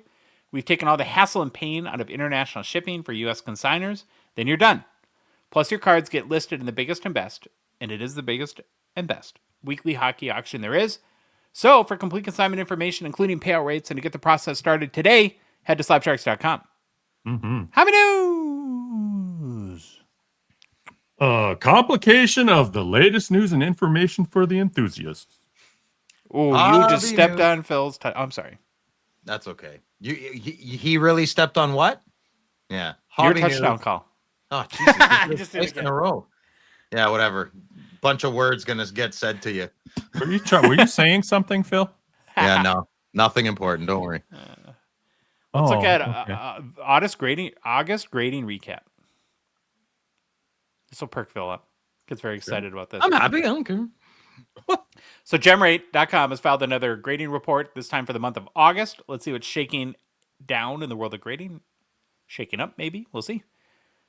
First, we'll look at total items graded last month. PSA, once again, leads the way with 1.66 million cards graded. Down 1% month over month, but up 19% year over year. CGC came in second with 438,000 total cards graded, up 10% month over month, up 156% year over year. Holy moly. Yeah, they're growing. SGC was third with 118,000 cards graded, down 23% month over month and down 29% year over year. So this was the first month since former SGC president Peter Steinberg resigned, and PSA announced that it was repositioning the brand as a boutique grading card company. So the 118,000 cards graded is the lowest total from the company since September of 2023. Wow. Interesting. Let that sink in. Then, I forgot Beckett. Yeah, then there's Beckett. In total, last month, 2.28 million trading cards were graded. Down slightly, about 20,000 cards less than July. So now we'll get into the sports side of it. So PSA graded 661,000 sports cards, down 2% month over month and 20% year over year. SGC graded 112,000 sports cards, down 21% month over month and down 29% year over year. CGC was third with 36,000 sports cards graded, down 8% month over month, but up 68% year over year. And then we have Beckett bringing up the caboose with 30,000 cards graded, up 9% month over month, but down 17% year over year. So here's where this gets kind of interesting. And I already mentioned there's 2.28 million cards graded last month. Only 839,000 of those were sports cards. That's about 37% of all graded cards now are sports cards. That shows you how TCG is taken over. Grading, at least. Wow. Who would have thunk it, hey? Would you thought a year lot. ago that... It's a lot of volume, man. Big volume. So it's here to stay, kids. Here to stay. Lastly, we'll look at total cards graded by genre or category. You want to flip the photo there, Louis? Yep. I Next did one. this Oh, yeah, this one. Okay. Hockey was the category with the 7th most cards graded, behind soccer and non-sport, unfortunately. As well as all the other obvious ones. So PSA graded 21,100 hockey cards, down 13% from July. SGC graded just 2,100 hockey cards, down 17%. Beckett, 900 cards, down 6%. And CGC was the only one that showed a little growth, grading 800 cards, up 7%. They're almost beating Beckett. They're Almost coming. there. There were Probably just no hockey players in the top 10 athletes with cards graded, and no hockey cards in the top 10 graded cards either for August. Surprise. That's okay. We stick to our own. We're strong. Yeah. It's Pokemon's world, and we're just living in it, boys. Mm-hmm. Yep. Is there a TV show? Like, is there a Pokemon cartoon? I don't know. I don't know. I'm sure Pikachu's got a show. That's the little Pokemon, the little yellow one. Yep. Tipsy la la. No, that's Our Teleport. problem is we're right at the age that missed Pokemon, so it's not relevant to us. Right. Well, I don't. There's a lot of things that are our age that I didn't. Well, you remember? Do you remember Gem and the Misfits? Remember He-Man and She-Ra, and then there was Gem. She-Ra. Well, you don't remember Gem and the Misfits? No. The pop group? Okay, never mind. It was a girls' That a cartoon Canada show, thing? but I loved it. I don't know. I think it was Mattel. I'm not sure. Is that like Robin Sparkles from How I Met Your Mother? Did you guys ever watch that I never show? watched that show. I don't That was know. a great show. I missed a lot of sitcoms in the after 2000. Did you say Robin Sparkles or Rob and Sparkles? Robin Sparkles. Gotcha. Now that's a no for me. Oh, it's a good show. You should check How it I out. Met Your Mother's the show? Yeah. Hmm. Let's move on to some.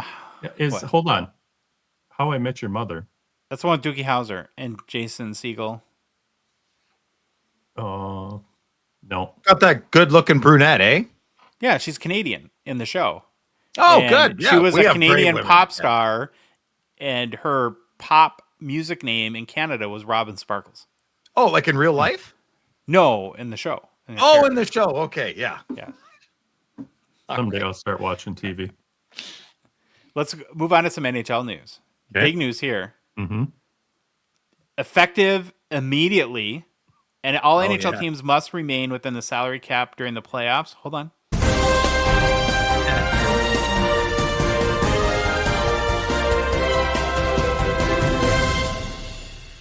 This just in, breaking news. FanDuel is reporting that Las Vegas odds to win the Stanley Cup this season have all of a sudden plummeted. Oh, poor VGK. So in the past, teams could essentially stash players on long-term IR. That would remove their salary from cap calculations while they were on LTIR.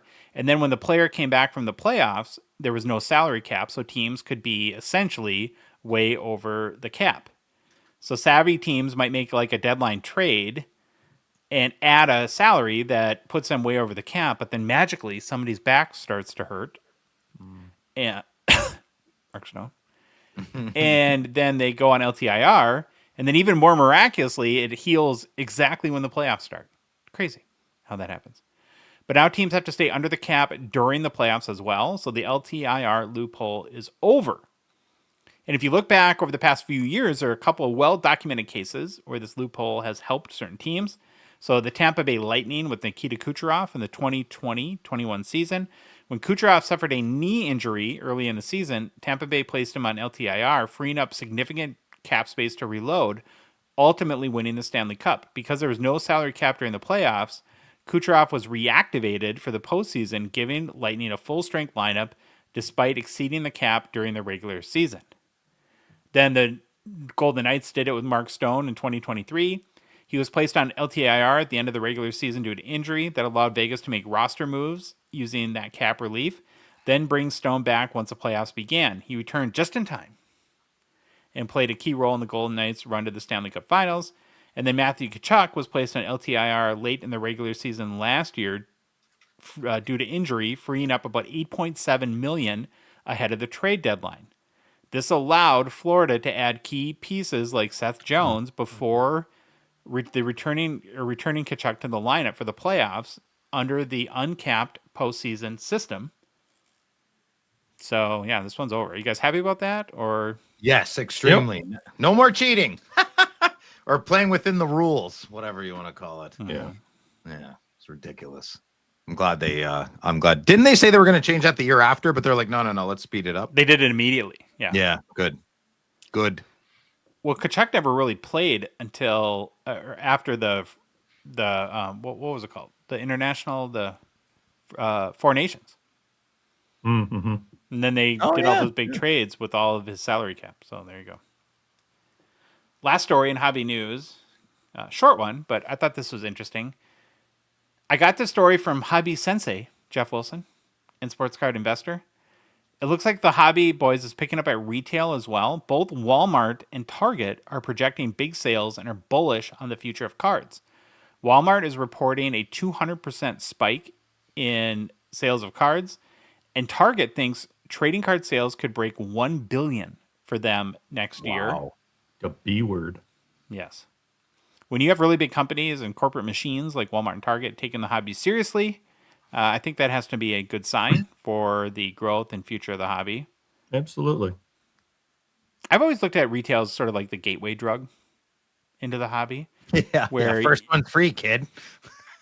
Well, most of us as adults with adult money, we get back into it because you see an article about a big card that's sold, or you're grocery shopping at Target or something like that, and you walk by the baseball card aisle or hockey cards, and something connects with you, and on a whim you buy a box, and then I think that's how California Dave got back into the hobby, and so I'm glad to see that retail sales are picking up as well.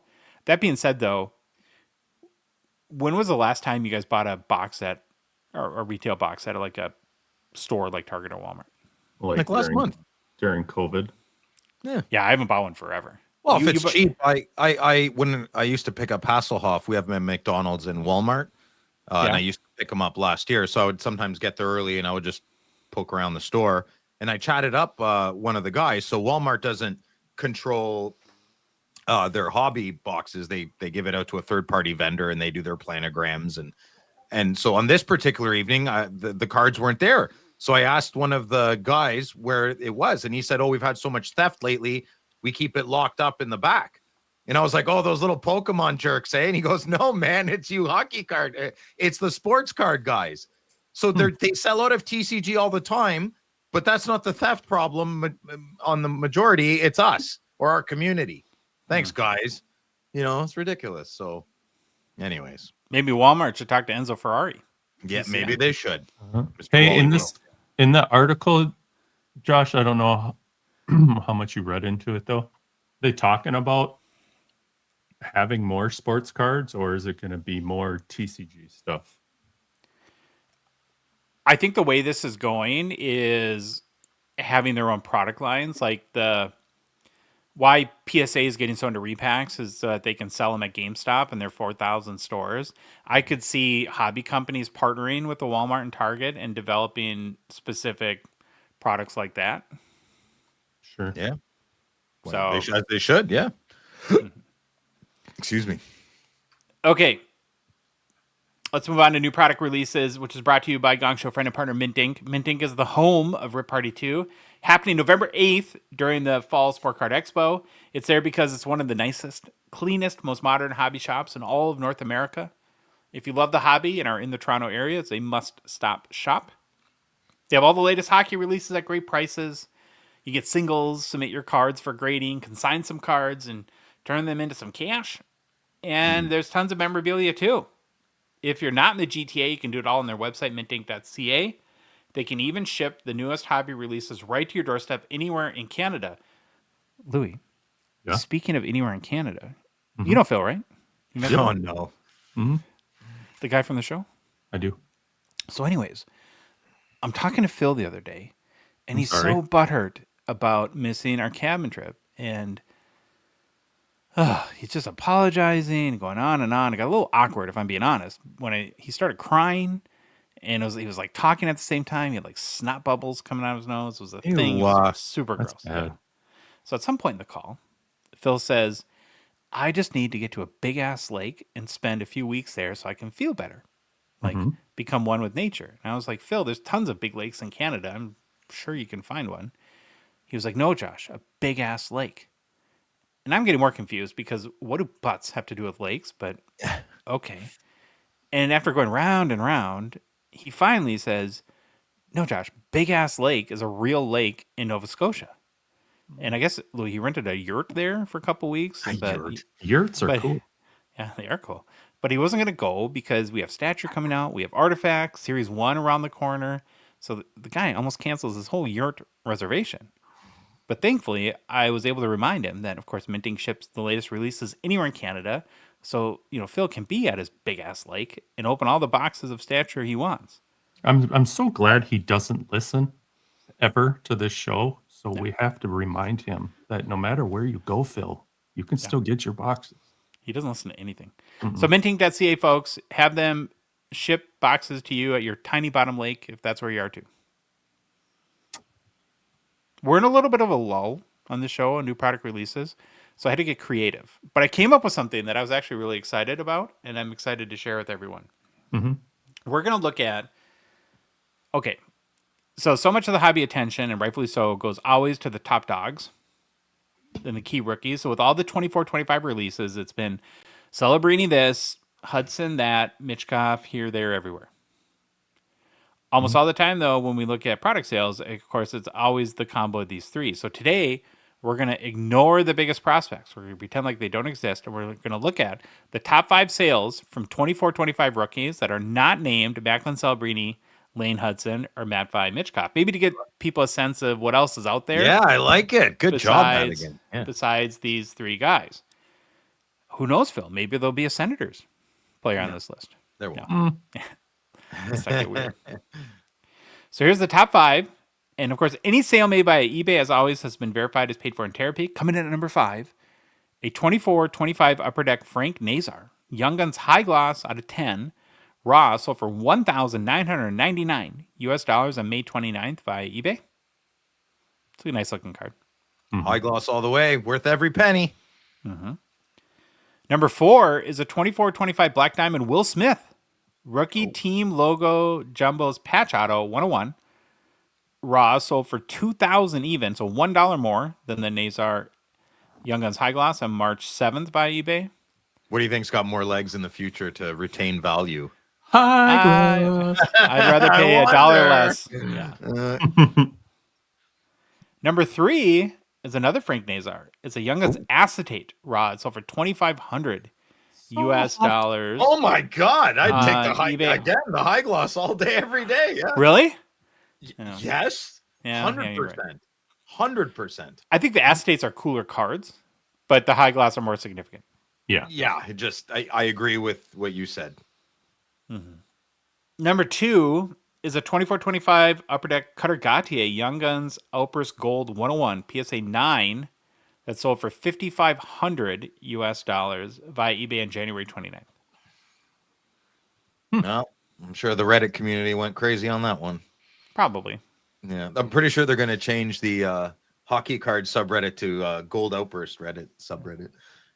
And isn't the deal that whoever buys one of these that the community gets mad at? I don't know. I pop in and out there. I get a headache, man. I pop in and out there once in a while to see if there's any cool stories or anything. But there's some weeks people are friends, other weeks they're not. I don't. Reddit's not my reality, and a lot of people that use Reddit religiously, it is their reality. So I can't blend in well. I lurk. I lurk. Lurker. Yeah.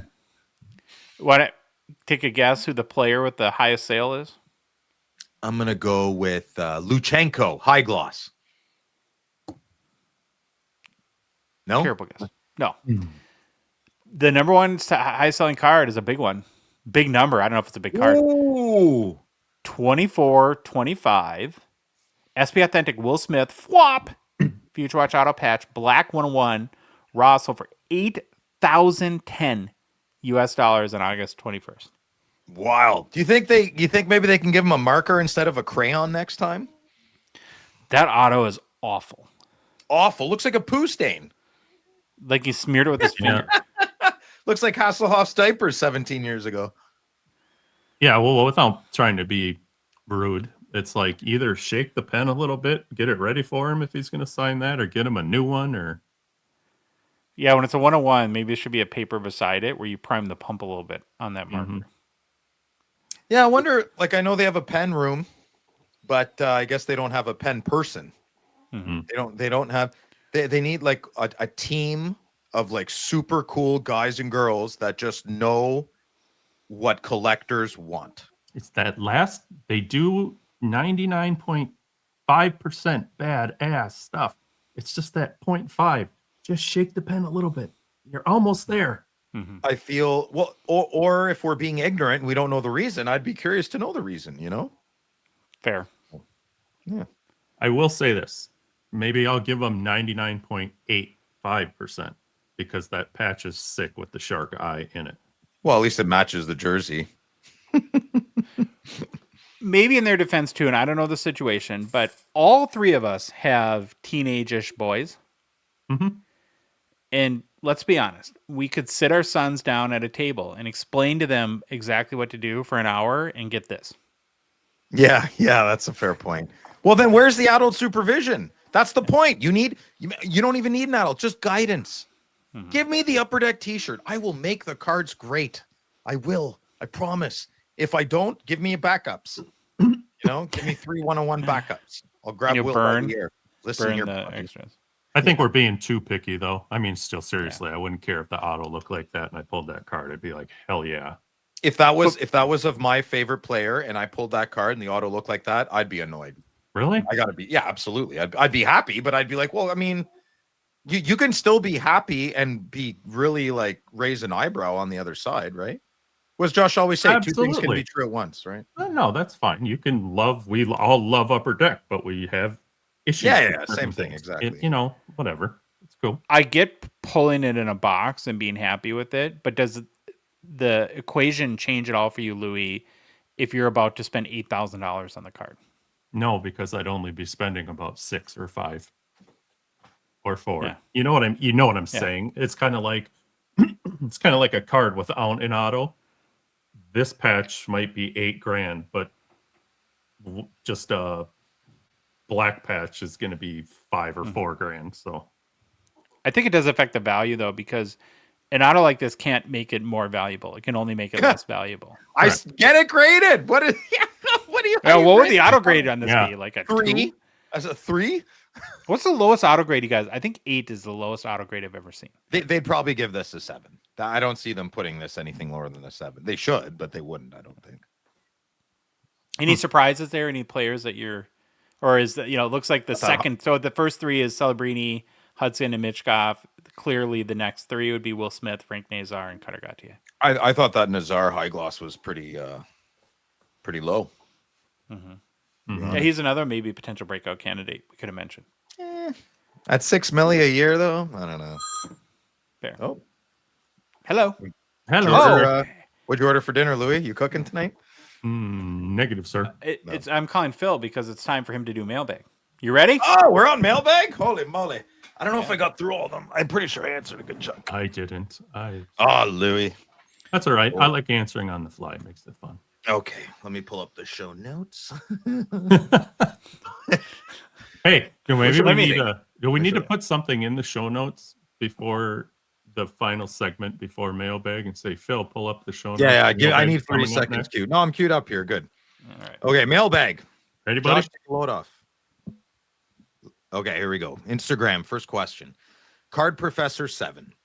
Is there a need to have a segment on your show with some discussion on whether the price drop of a hockey card makes it a good value or a card to avoid? I'll go first. Not a bad idea, man. I think some listeners would get a really good value from a recurring segment. I think Josh threads a lot of what you're saying, though, into the way he talks about cards in general. So I don't know if a segment would be good, but I don't know. That's my thing. What do you boys think? Good topic. We'll add it to the list. Something to talk about. Sure. I don't really know. We'll add it to the list.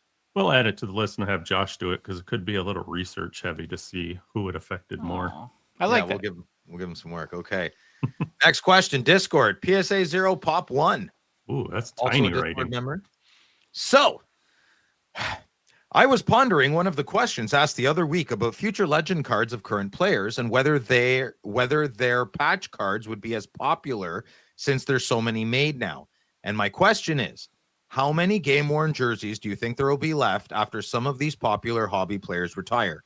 Upper Deck, and to a lesser extent, Mr. Price, can only make a finite number of game-used memorabilia patches for a particular player. Also, the next time you talk to one of the Upper Deck guys, can you ask them about how many cards can be made from one sweater, including jersey, patches, numbers, nameplates, tags, and fight straps? I think it would be an interesting topic of conversation, including how they acquire certain memorabilia from retired players. Do they only get them from private collection, or does the NHL have stockpiles of them in the Hall of Fame vaults that they let Upper Deck have? Go ahead, Josh. Well, I think it's all about money. And from everything that Upper Deck has told us, it's getting more and more expensive. That's why we're starting to see them change even the language on checklists and cards from patch to relic auto. And we're seeing more glove and other parts of skates and more stick cards. But yeah, it's a finite resource.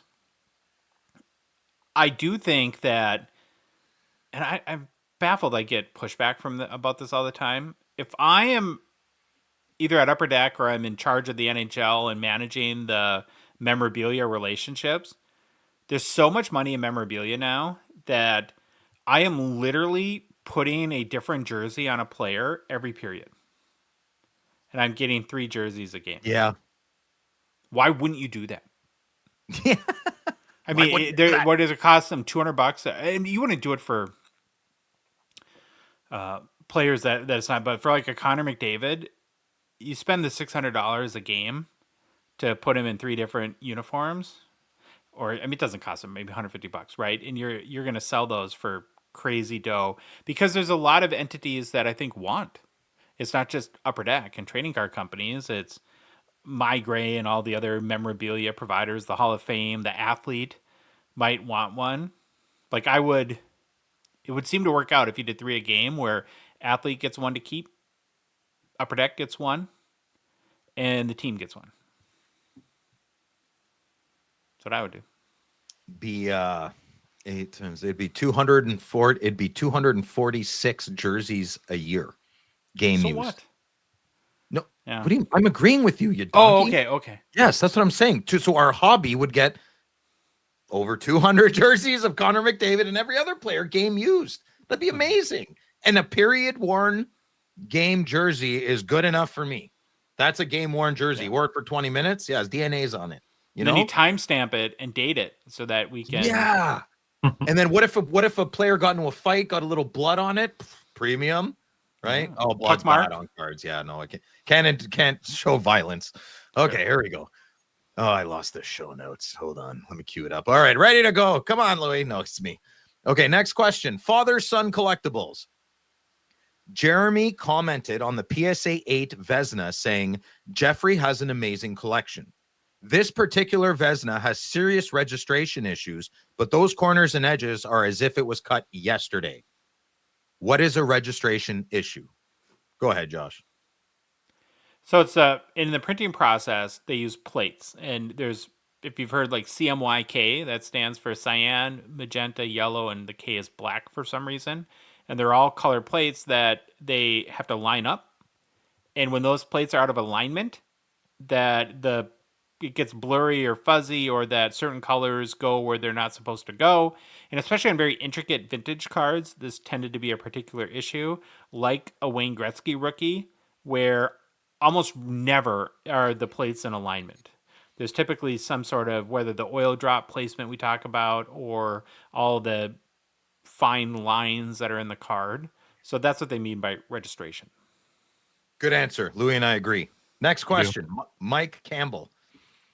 When will PSA get called out for their shady business practices? What?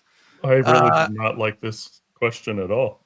I think you'll have. Did I answer? Yeah, I guess I think you'll have to be more specific, Mike. And that's a bit. Listen, big claim. That's a big statement. So big statements require big evidence. You might not agree with maybe the way they do business. I certainly don't on some things. But I also very much admire other ways they do business and logistics. So yeah, maybe just be more specific, and I wouldn't mind responding. I'm not shy on that. Louis, what do you think? I need you got to give me a shady business practice. Yeah, He's a one. little more detail. Yeah, Because let's just leave it at that. Give me something to go after. Josh, anything to add there? No, what you guys just said, right? It's like they're successful. They do stuff that collectors don't like, but I think we often forget that it's like a Venn diagram, right? Like our goals as collectors and PSA's goals as a business, in certain ways they match, and in other ways they're opposed to each other, right? They want to make money because that's what the goal of every business. And sometimes that we don't love those strategies as collectors. We don't. A lot of people don't. Yeah, I'm not gonna say it for a company, but when you see like your neighbor making more money than you, well, maybe they're up later than you, working harder at the thing. Like I don't know. Here's what I never understand though, is that, and maybe I'm just weird, but there's no law that says you have to use PSA. Yeah, I know. So if you don't like them, then the biggest and only vote consumers have is with their wallet. Then don't use them. Well, it seems if you like think most that people they're are shady, voting then don't use their business, and it shouldn't bother you, right? I am curious to see what he means, though. Yeah. If he's gonna, like I said, I have my little beefs too, but I also admire a lot of other things they do. So, anywho, we'll find out. Mike, please let us know more specifically next week. We'll get to it. All right, next question. Discord. Steel Lad. Hey, you guys. In the Goonies voice. Having seen a Bedard 1-of-1 inscription redemption recently pulled from Ultimate, where he signs the card and puts the inscription you want, what would you get him to inscribe? Louis, what would you put? Don't sleep on me. Josh, what would you put? Sorry. I would do generational ... Like the story hasn't been written. Generational talent, generational superstar, generational flop. I like we it. Don't know. Okay. We don't know. That's good. I like both of those guys. Mine, I would get him to put to Phil, who always had the makings of a varsity athlete. That's means a lot to me if someone Did would you guys say see Chandler's vote there? I don't even know if we can say it, if it's appropriate to. What? I've never even heard Chandler swear once in my life. He goes, gosh darn it. Yeah, what are you looking at, macaroni ears? Because somebody asked us on Instagram, and he said, Corey Perry slept with my mom. Oh, God. Oh, that's awesome. Yeah, that's good. That's funny, actually. Yeah. Good job, Chandler. Okay, next question. Discord. Dwayner, East Coast 76. Looking at year 3 for Bedard made me think it would be interesting to create a hype versus performance plus minus rating.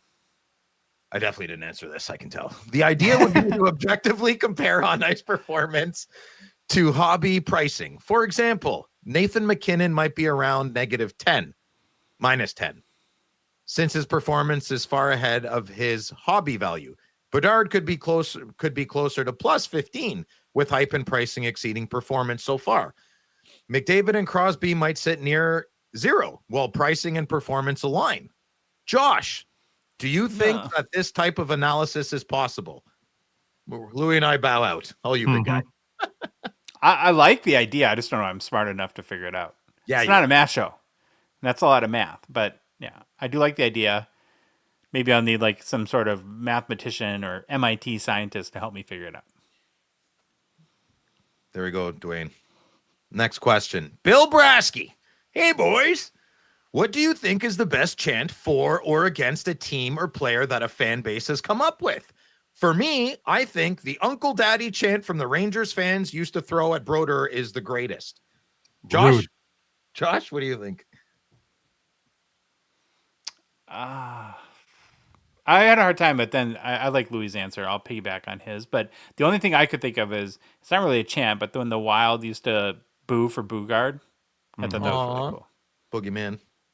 Louis, what do you think? Or is that what you said? Or No, mine was, and it falls more into college, and Gophers fans, kids, students do it constantly.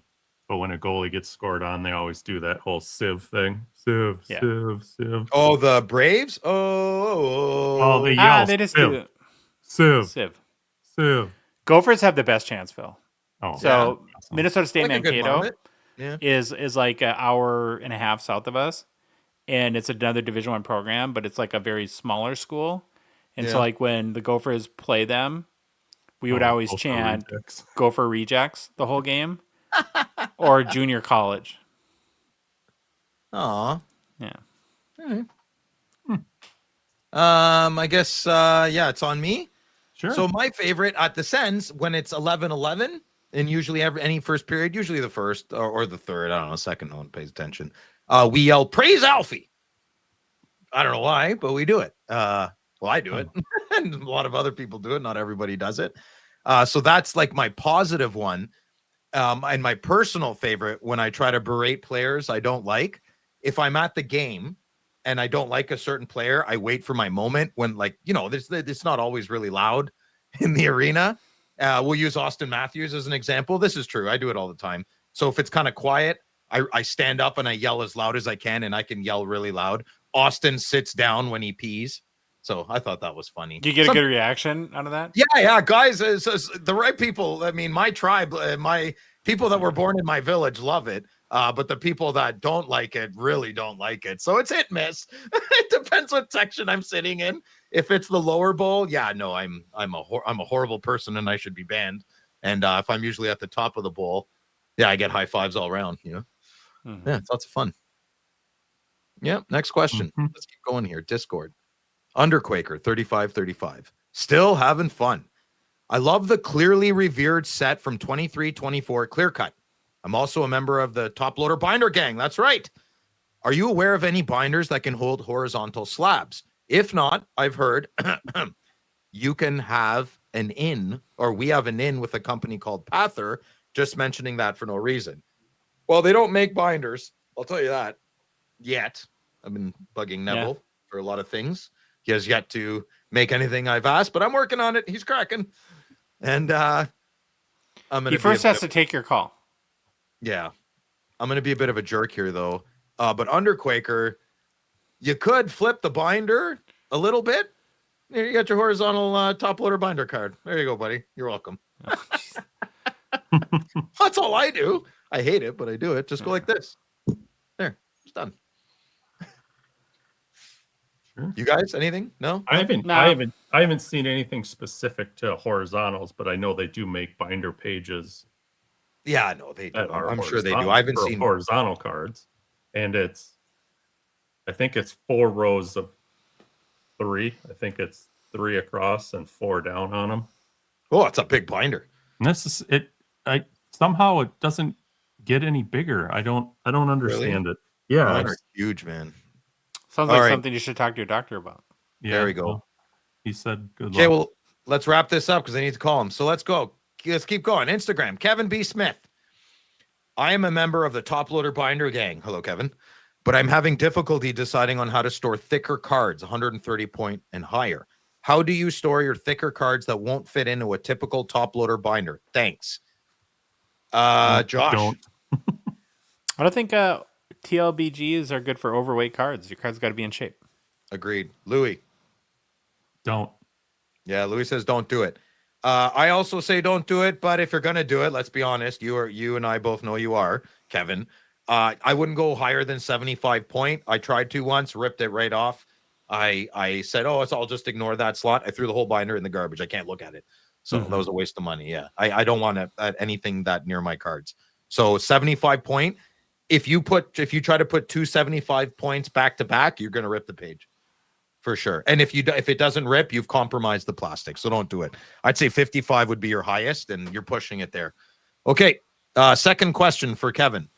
Stop if you've heard this before, but do you believe Upper Deck should release a checklist of which big chase cards you can find in physical packs or on e-pack?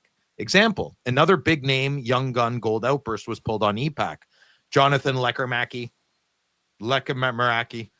And as I PC him, I was once again upset that I unknowingly stood 0 chance of pulling that 1-of-1 card, despite my odds being very low anyway. This isn't a complaint, as a chase checklist could benefit e-packers as well. Thanks. Go ahead, Josh. I could get on board with that. Yeah, we all can. 3 amigos agree. All right. Hope I'm that helped. Your question, Kevin. Instagram, slightly rounded. Nope. Did I miss one? I forgot to update the name. Oh, it's okay. I'll read it from the screen. JT Hockey. No, it is slightly rounded. JT. Oh, okay. Okay, so I'll just dictate. Slightly rounded is asking, everyone seems to be saying this hobby is on fire. So can we get an update on the Gongshow 100? I'll go first. What is the Gongshow 100? Are you for real? Oh my God. Like the old timers? The old timers? Yeah? You have that awesome subscription to Card Ladder, right? Yes. I want you, can you open Card Ladder right now, please? Please. No. Yes. I don't multitask well. No.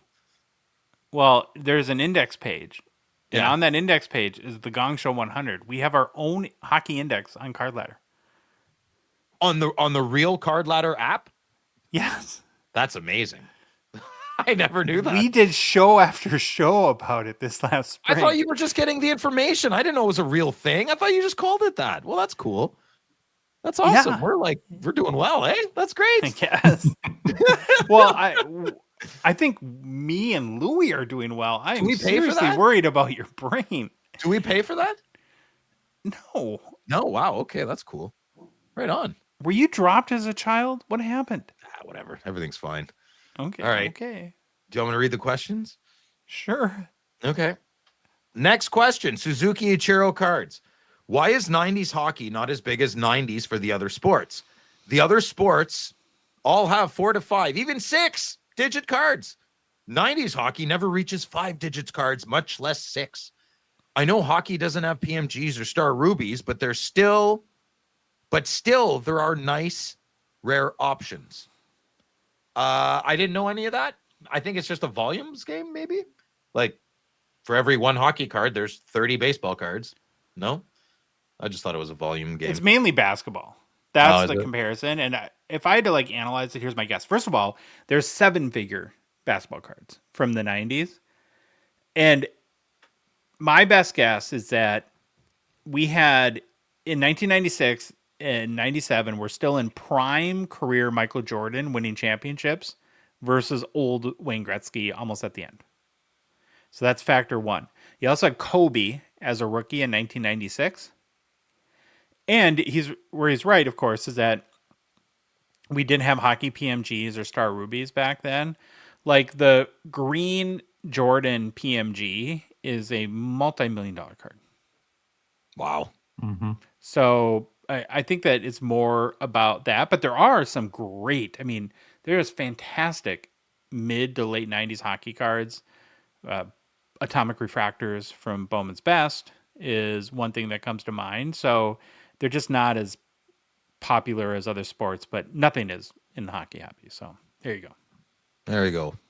Next question. DiFilippo Mark. Who is to blame when a breaker rips before everyone's paid? The breaker? I'm curious. If the breaker wants to break his product and only half have paid, what does it matter if you got your slot, right? I guess that's not what he's asking, but who's to blame? I don't think it's a blame thing. I think it's who lost money, maybe. Am I missing something about breaking? Like, is there no integrity in that or something? Or? I've never seen it. Well, so if a breaker starts ripping the boxes and maybe somebody who bought a spot hadn't paid, then in theory, I guess the person that bought the spot could wait to see what cards come out and not pay. And That's up to the breaker. Yeah, that would be on the breaker though. Yeah, but does this happen a lot? I can't imagine it does.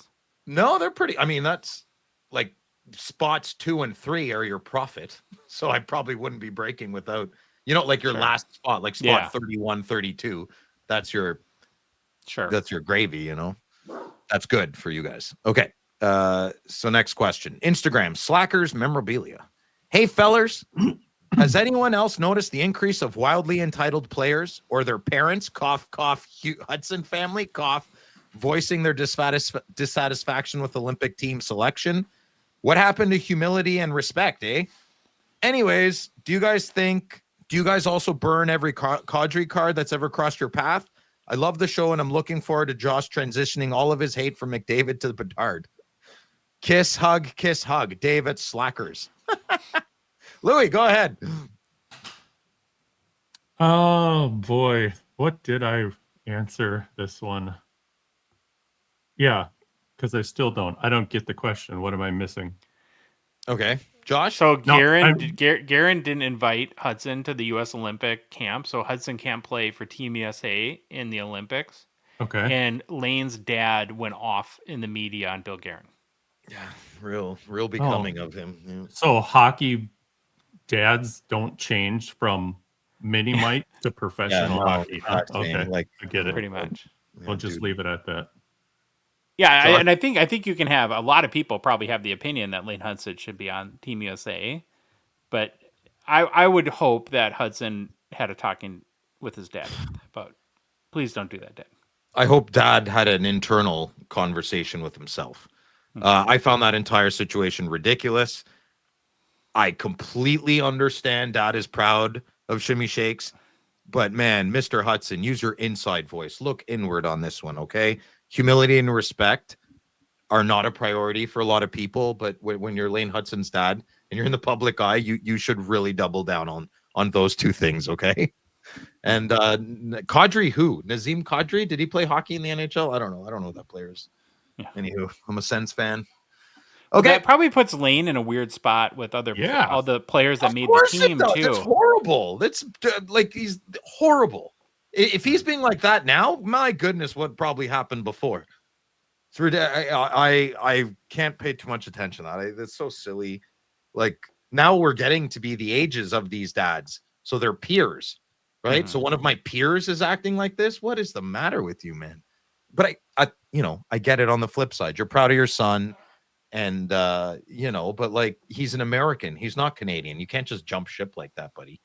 Anyways, so just play better this year and show them they made a mistake. That's why you win that.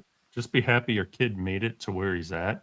Just, I don't know. I got a lot I could say on this over the years of hockey, so I'm just gonna.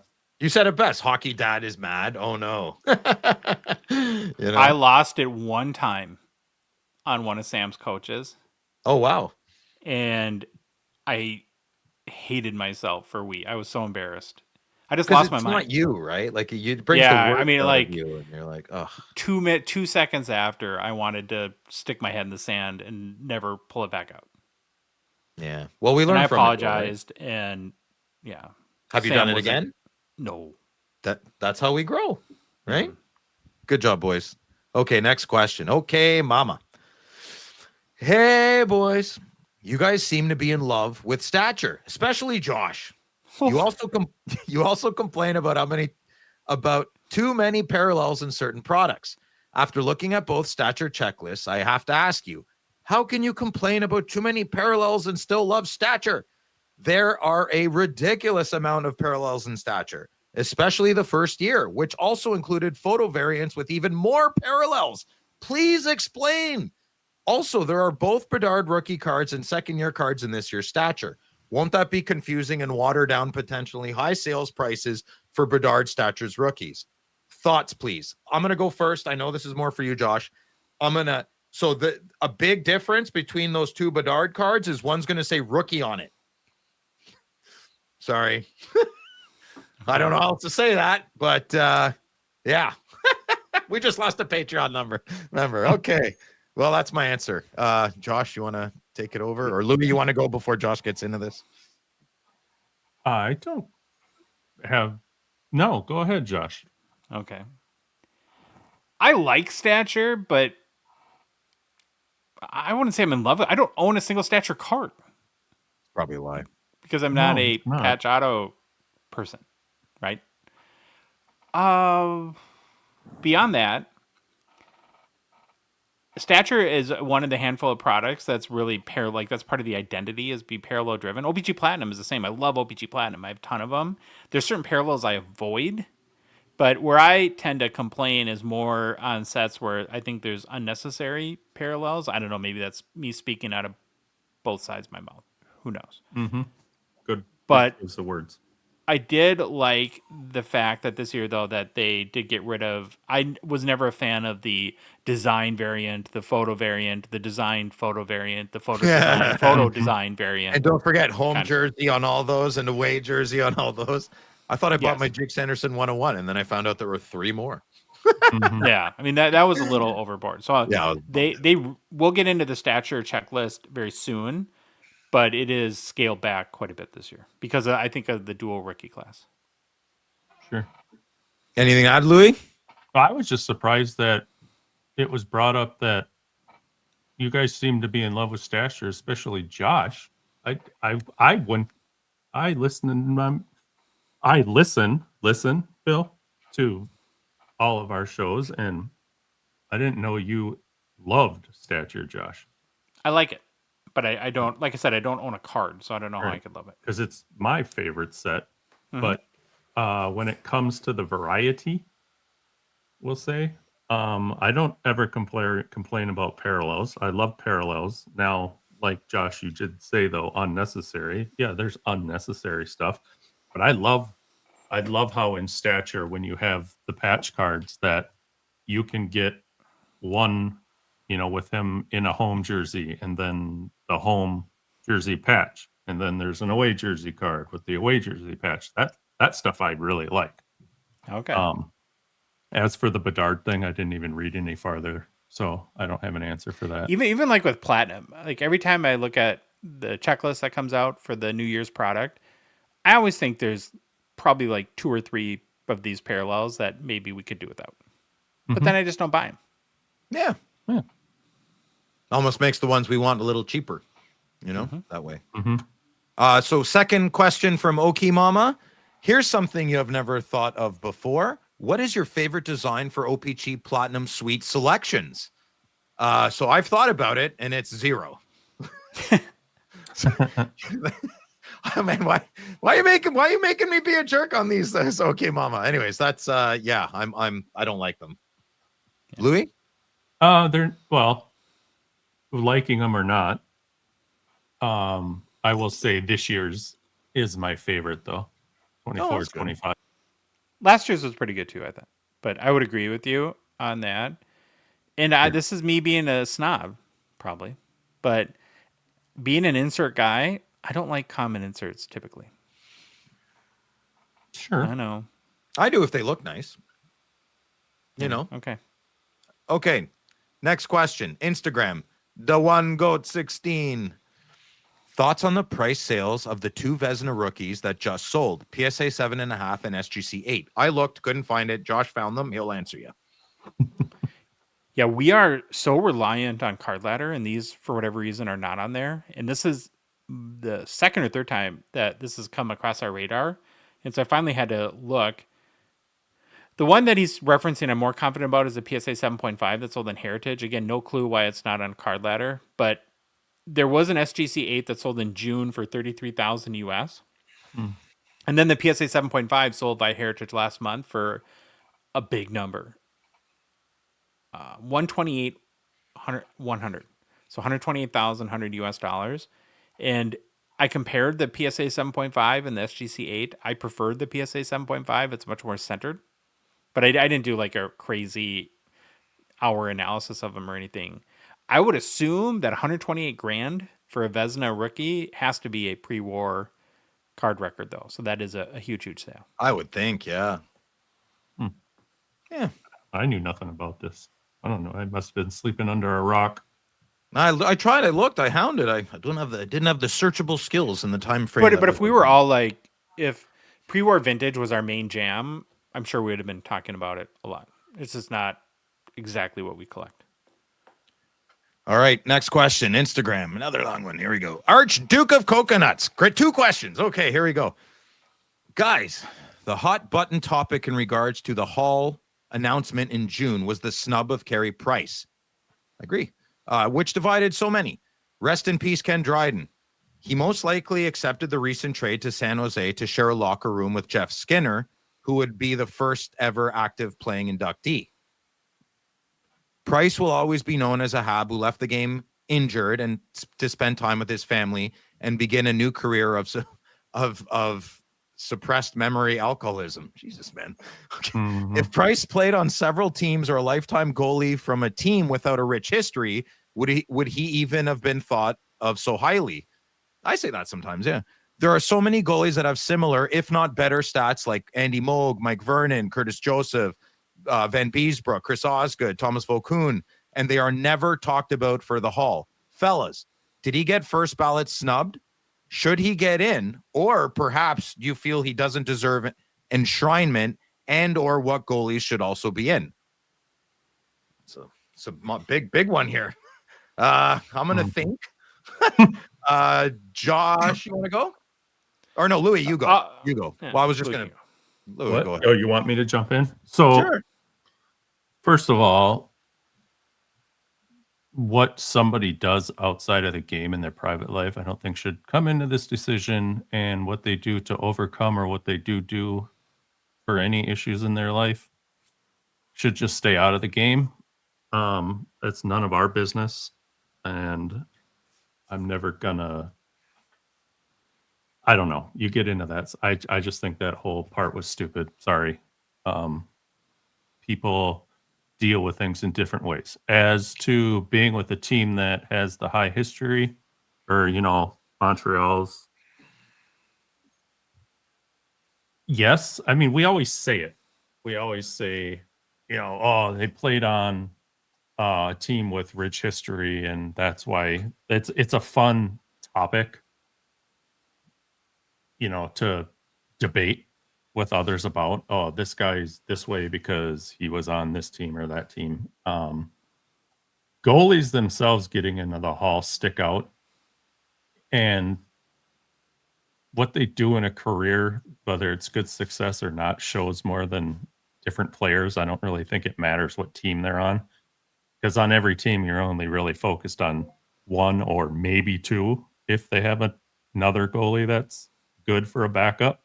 Yeah. So you're obviously gonna know more about the goalies. Now, yeah, Van Beesbrook, Osgood, Okun. I don't that's a hard one for me to pick on. But what I'd like to do is go back and just look at all these stats.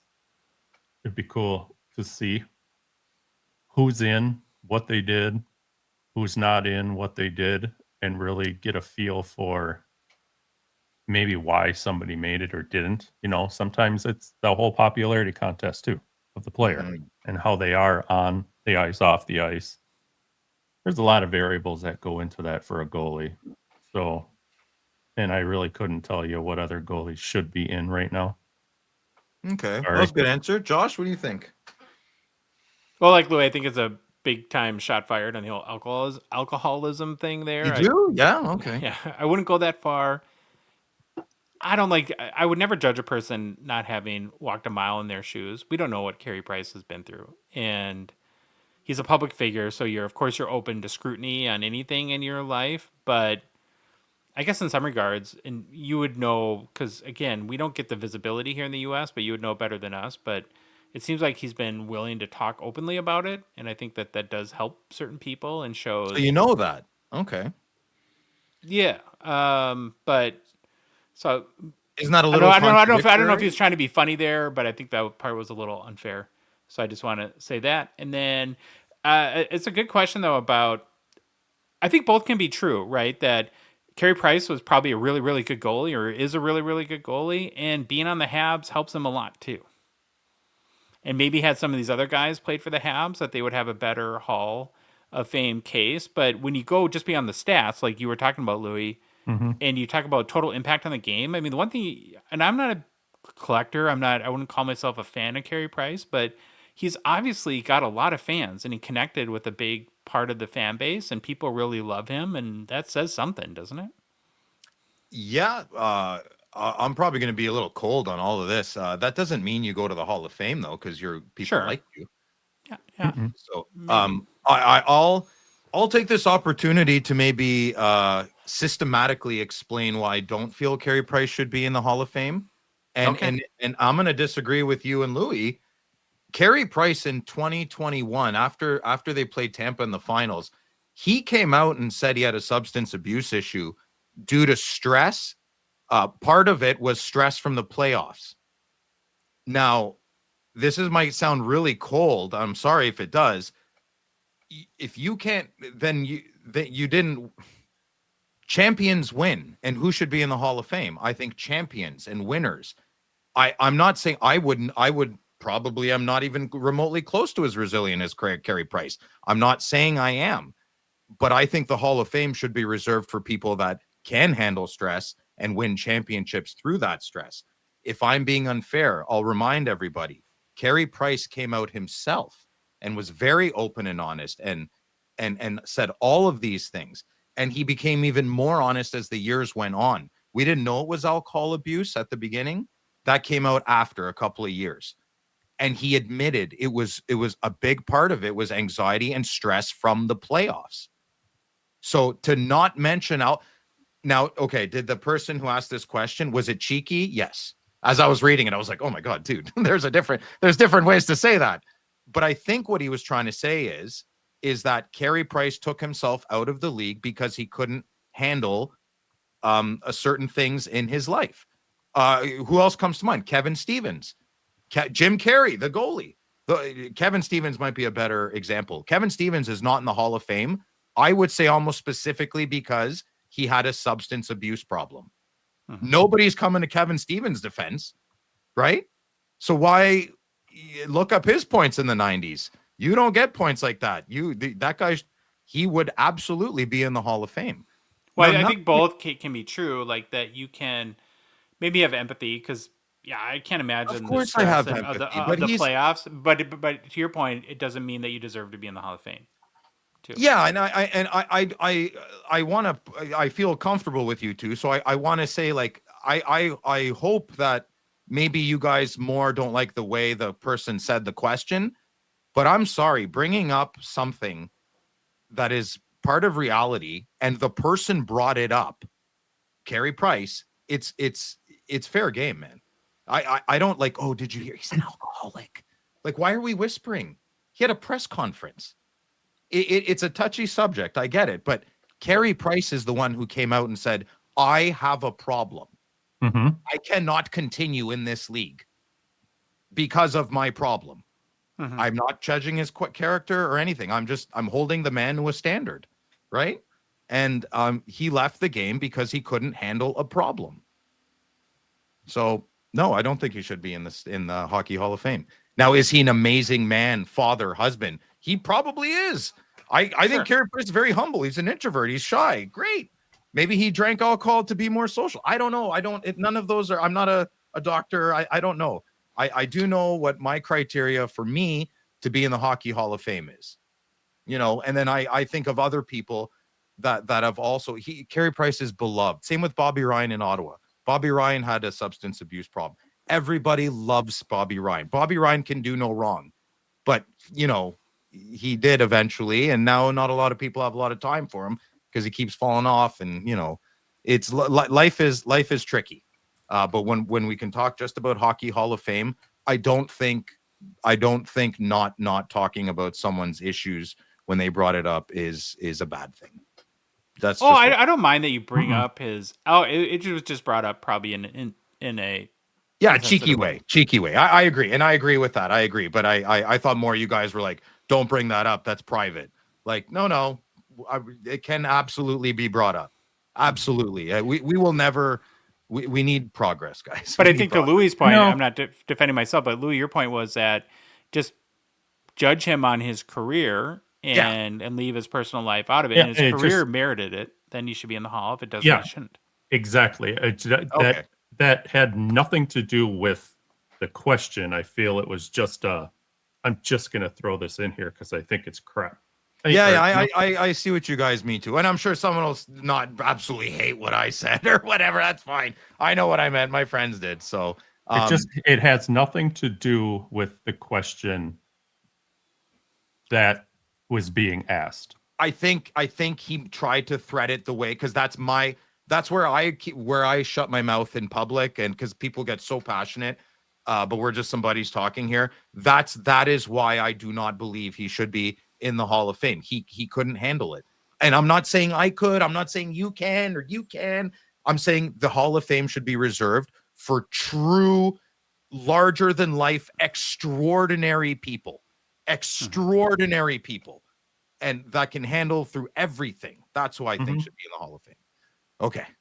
Good to go. And I'm not like mad or anything. I just to me that question the question didn't need any of that in there. Yeah, he came out and said it, but I think that's we'll find out. Archduke Coconut Guy, let us know. I think you meant it the way you did, but maybe he's a Leaf fan and he wanted to get his dig in. There could be a lot going on. Mm-hmm. There's a lot going on.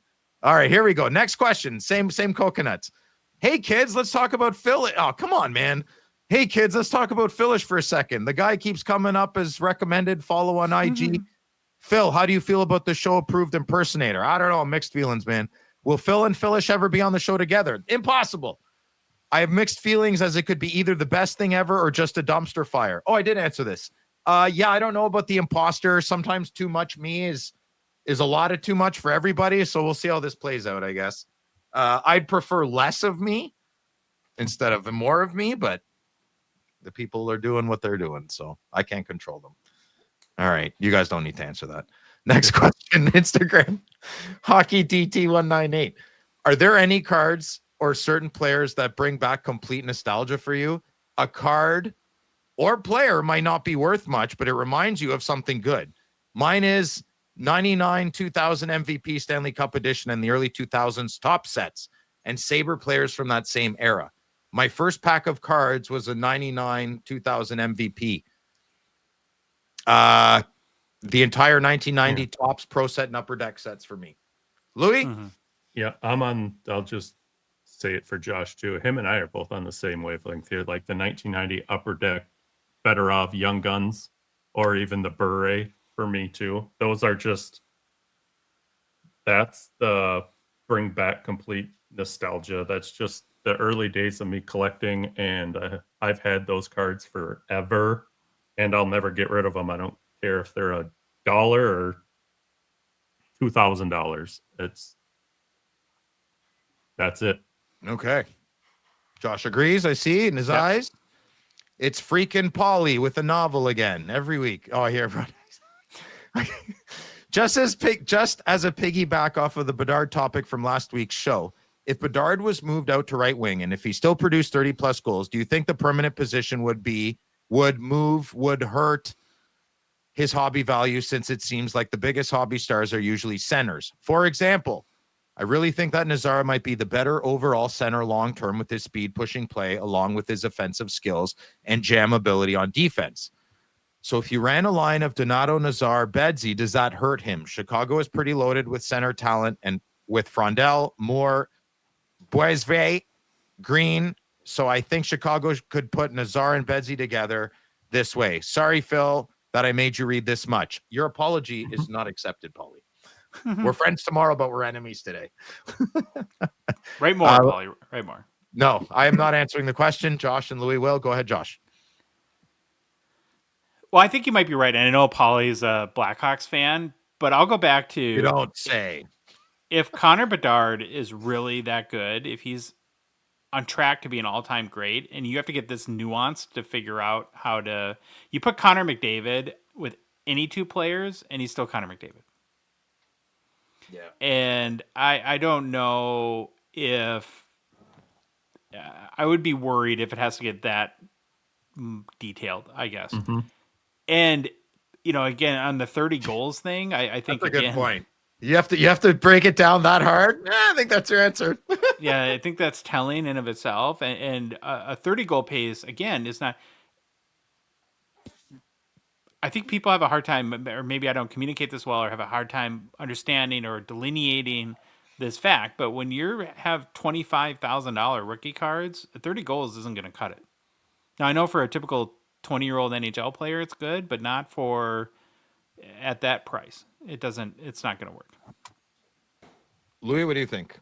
I don't know. You're talking all professional hockey players here, and as a team, you should be picking players that fit best in spots you need for your team. Sure, could Bedard move to a wing and play on a line with Nazar and Donato? Well, Donato, sorry, not going to help you much. Thanks for being here kind of guy to me. But I would still rather have a stronger first and second line, Bedsy leading one, Nazar leading the second line. And those two gentlemen are good enough hockey players to make the other guys on their line better also. So I wouldn't put them together. I don't know. It's such a hard... I've tried it as a coach before, moving a guy that I know could play a wing and having another prominent center with him on the same line. But all that does is now you're 1 to 2 lines strong and your third and fourth lines, even though your fourth line's usually the Bash Brothers lines, kind of your defensive line. Chicago needs to figure out how to make it work with Bedsy as the center and Nazar centering the second line, or flip them, however you need to. Either way. Does that make sense? Yeah. Sounds good. Yeah, makes sense. Next question, Discord, Crosby card donations. Oh, I love that name. That's good. I'm out. Hold on. Oh, that's okay. I can read it. Okay. All right, here we go. Crosby card donations. We know Phil doesn't want to meet his heroes, and he put in brackets weird. I don't think it's not weird if you're me, but would he like to meet any of the players he has issues with and have a chat? Oh, dude, you don't know me. Hope you're having fun. So in brackets, he put Larkin, McInnes. I don't know. I don't have problems with McInnes, and Lemieux I don't have problems with. That's fabricated. Larkin, I would have words with.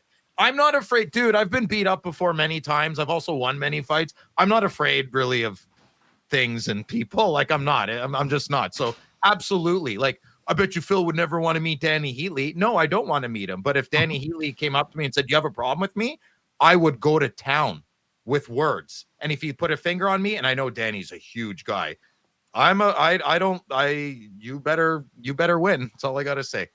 I'm not really afraid. Yeah, Larkin, I would have a few things. I'd call him a baby to his face. I wouldn't be afraid of that. What would he care? He probably wouldn't care at all. He'd throw How did you hundreds. turn this question into you fighting Danny Heatley? Because that's what that means, Josh. Would Phil like to have a little chit chat with anybody he has an issues with? That's aggressive language. You don't feel? I think before you meet your heroes, you should meet all your kids. Oh, stop. Get out of here. I should have never told you those trips. Okay. I don't want to meet my heroes, man, because they're heroes and they're they're not heroes. I don't want to meet people I collect. Yeah, I don't. I want them to be larger than life with me. And we all crap the same. So I know that. I just don't want, I want to willfully ignore that. How do you know how I crap? Anyways. Skittles, right, Josh? Yeah. Okay, Discord. Last question. Yeg Sports Card 77. Hey, boys, will there be a meetup at the Saskatoon Expo? Yeah, and it's not the Saskatoon Expo. It's the Saskatoon Card Collector and Experience Prairies. Yes. Oh, And wheat And wheat. days. Wheat. I will be flying in from Edmonton and would love to hang out with you guys and talk cards. Yeah, man, we'll jam. Mhm. Bring trees with you. It'd be way cooler if you did. Maybe not on the plane. I don't know. Josh, what do you think? The last I heard, I think, and I hope I'm not wrong, but Jeremy Lee might be having one of his famous networking events. Ooh, not So- the famous networking event. The famous ones. Oh, and so those are if the that- best ones. Yeah. If that happens, I'm sure we'll be there. We'll be at the show all day. And I think, Phil, aren't you planning a hobby barbecue at Steve Angel's house? Oh, don't say that. No, don't. The barbecue is canceled. The barbecue. Listen, Steve. We ran with that joke long enough, but I think Steve got a bit uncomfortable. So Okay. we're a little sillier than most people. So we're gonna pull that silly back, and the barbecue is canceled at Steve Angel's house. Not that it ever actually was organized, but I guess we're gonna bit seriously. So we'll just stop. I love it when you squirm about that. Mhm. Yeah. Can I will say Sorry, one Steve. very quick thing that's a little on the real side. I don't think we're planning anything formal because we have a lot going on at the expo, and we don't have capacity to. So we're going there to hang, Like a and we'll be at the vacation, show all day and just hang with us there. Right. Yeah. Yeah, that's exactly what I said. I'm sure we'll let you know where we'll be. And secondly, thanks for thinking of us and wanting to hang out with us and chat. Probably not Phil, though. Yeah. Phil doesn't like to socialize. No, He'll say, I'll be right back. But he's he too big of won't a come back. celebrity. Mhm. He's like, you have to talk to his handlers. You know how awkward that makes me feel when you do silly things like that. It's ridiculous. Talk It's to Phil's ridiculous. people, his press, his media people. It's a thing. And Louis, don't get rid of my secret. I'll be right back. Yeah, you're right. I don't come back because I don't want to come back. Yeah. Mhm. All right, that's it. I'm Good job, Philip. Thank you. Personal pickups presented by Pather and the Ultimate Holder. Let me tell you guys about the Ultimate Holder. Louis, pay yes. attention. These are different. They're made different. In my opinion, they're better homes for your treasured cards. Why? You may be wondering. Well, first, thanks for wondering. It's because they're made out of acrylic, which is superior to polystyrene plastic. It's clearer, stronger, more scratch resistant, and also has UV protection to help keep those autos bold and beautiful. Get yours What about today. Young and Restless? Nah, Ah, you're so funny. Get yours today. Try them out for yourself. Write this down, boys. ShopPanther.com or ShopPanther.ca. Phil, Hello? share with us your personal pickups. I forgot what I sent Louis. Louis, what I send you? Hold on, buddy. I got your back, dude. Thanks, bro. I got you. Yeah! Pick this bad boy up. 2007, 2008 Artifacts, Wayne Gretzky Legend. I know that's the only Artifacts card in my whole collection that I'm aware of. I just thought it was great. Look at that flow. Eat your heart out, Guy Lafleur. Hey? That's great. Big 9 there. I'm assuming Got there's the another Titan 9 around. stick. Yeah, it's just a lot going on in this card. Big tongues on the skates hanging out. Yeah, big fan. It's out of $14.99, so it's numbered. So it's a 101. It's the only 972 out of $14.99. All right. Next, eBay 101. eBay 101. top loader binder there. Yeah. So I picked up a gold. I didn't have this one. I have the regular. So this is the Topps gold for his league leader assists in 91, 92 Topps. I didn't. So I've been upgrading a lot of them, but I'm also think I'm going to hunt down the like the point cards, right? Because I have all the base cards, but I don't have the additionals. So I thought that would be a nice, fun little project, cheap. And my last Gretzky I picked up. Yeah, 1819 O-Pee-Chee Legends. Now, he does have an autograph version of this, but it's a sticker auto. So I'm going to stick with this version. Yeah. So, and this is cheap. And I love it. It's one of my favorite Wayne Gretzky cards. Coast to coast. All right. Really? These are my Louis, what do you got? I got nothing because it's Monday, but Sunday in recording world, so my pickup won't be here till today, tomorrow. That makes sense. So it's All- not Monday Fun Day? Monday, Sunday, fun day. All excuses are good, none are accepted. That's fine. But okay. I wait till I get them in hand to share them. I have one pickup. Was very excited about sorry. this card. Yeah. So it's a Work.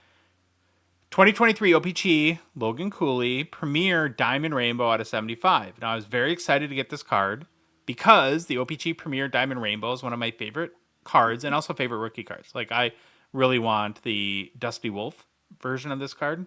Mm-hmm. And like with all raw cards, I was like, look, it looks beautiful in the Panther Ultimate Holder. I inspected it very well, and no.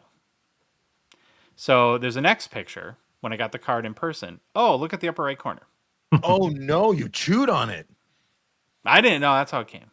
You dropped. But go back though, Louis, to there's no way to tell. No. That sucks, buddy. And this happens to everyone, but it's so depressing. I was Yeah, it couldn't have happened bummed. on like a $3 insert. It had to happen on a $18 card, you know? Well, it was more than that. Yeah, I know. I was waiting for you to be like, what are you talking about? Well, honestly, I think it's a sign from the Hockey Card Gods because, of course, by rule, I don't prospect, and I've already dipped my toes into Dusty Wolf's waters here. And then I saw, of course, my Golden Gopher, row the boat, Sky Yuma, go Gophers, Logan Cooley, and one of my favorite cards, and I pulled the trigger, only to be reminded of. Can you why- return it? I'm not a returner, but I'm not a returner either, but I probably Yeah, I'm should not a because returner. I mean that's I don't know. Fold that's it back. janked. That's wrecked. Fold it back. No? I tried. You soak it. No. Dave's Might as well try. Is this something that people use? Like, I still don't understand the Kurt's Card Care and all that, like Mr. Minty. Is this what they do? They repair cards? This is what they do? I think so. Yeah, I think they Yeah? could probably fix Bring it to the Minty guy. I wouldn't Maybe. want to touch my cards. Put it in a splint. Put it in a splint and just. Here's why I would What- never do that, because I would only do it if I intended to keep the card. Like I can't keep this card and enjoy it now because I obsess over this. And I would fix it so I could enjoy it, but then I would be worried that I would forget about it and then sell it and then have fixed Well, yeah, like altered a card. put it, but you probably still have Webster's dictionary. Put it right in the middle and stand on it. Put a post-it note in the top loader and say, "Do not sell. Previously damaged." Warm it up first. Get a heat gun. Warm it up first, then do the Webster's dictionary thing. I'm probably just gonna throw it away. Was it $50? More, Are you Not more than serious? 100. More than 100? less in the middle. Why don't Sell you? to Grant. He'll buy I it. got a dumb idea. Why don't you reach out to the dude that sold it and say, "Hey, see if you can work something out first before you just cash it in." I'm too depressed. Hey, I'll do it. That's all right. Well, Phil, do you have fun? Hey, boy. That was another Baba Louie Hobby hot take. Sorry, I had to get through all my obligatories before the episode ended. Oh. Well, if you like the episode, please leave a rating review on Apple, Spotify, whatever podcast app you listen to us on. If you love the show, if you love Louie and can tolerate Phil, please consider a $5 a month donation. Join her out of $9.99 support level tier on Patreon. Link is in the show description, in our Instagram, TikTok profile, on our website, hockeycardsgongshow.com, or go to Patreon directly, patreon.com, and search for Hockey Cards Gongshow. You can follow us on social media. We're on Instagram, Facebook, TikTok, Twitter, and YouTube. And boys, the Hockey Cards Gongshow podcast is a production of Dogbox Ventures LLC. Have a great start to your week. Hockey is coming soon. Thank the Lord. Big year. Thank you. Big year. Thank you, boys. Love you very much. And had fun today. Baba Louie, you know what to do. Bye. Yo, it's the Gong Show. We're dropping the facts. Hockey cards on fire. No holding us back. Josh looking sharp, the face of the scene. Feeling pork chop pants, rocking it clean. Baba Louie in the booth, he's the man with the plan. The best producer in all the land. Gong Show Nation, let's hit the flow. It's the Hockey Cards Gong Show. Let's go, let's go. Wanna say the men in show. Wayne Gretzky on steroids?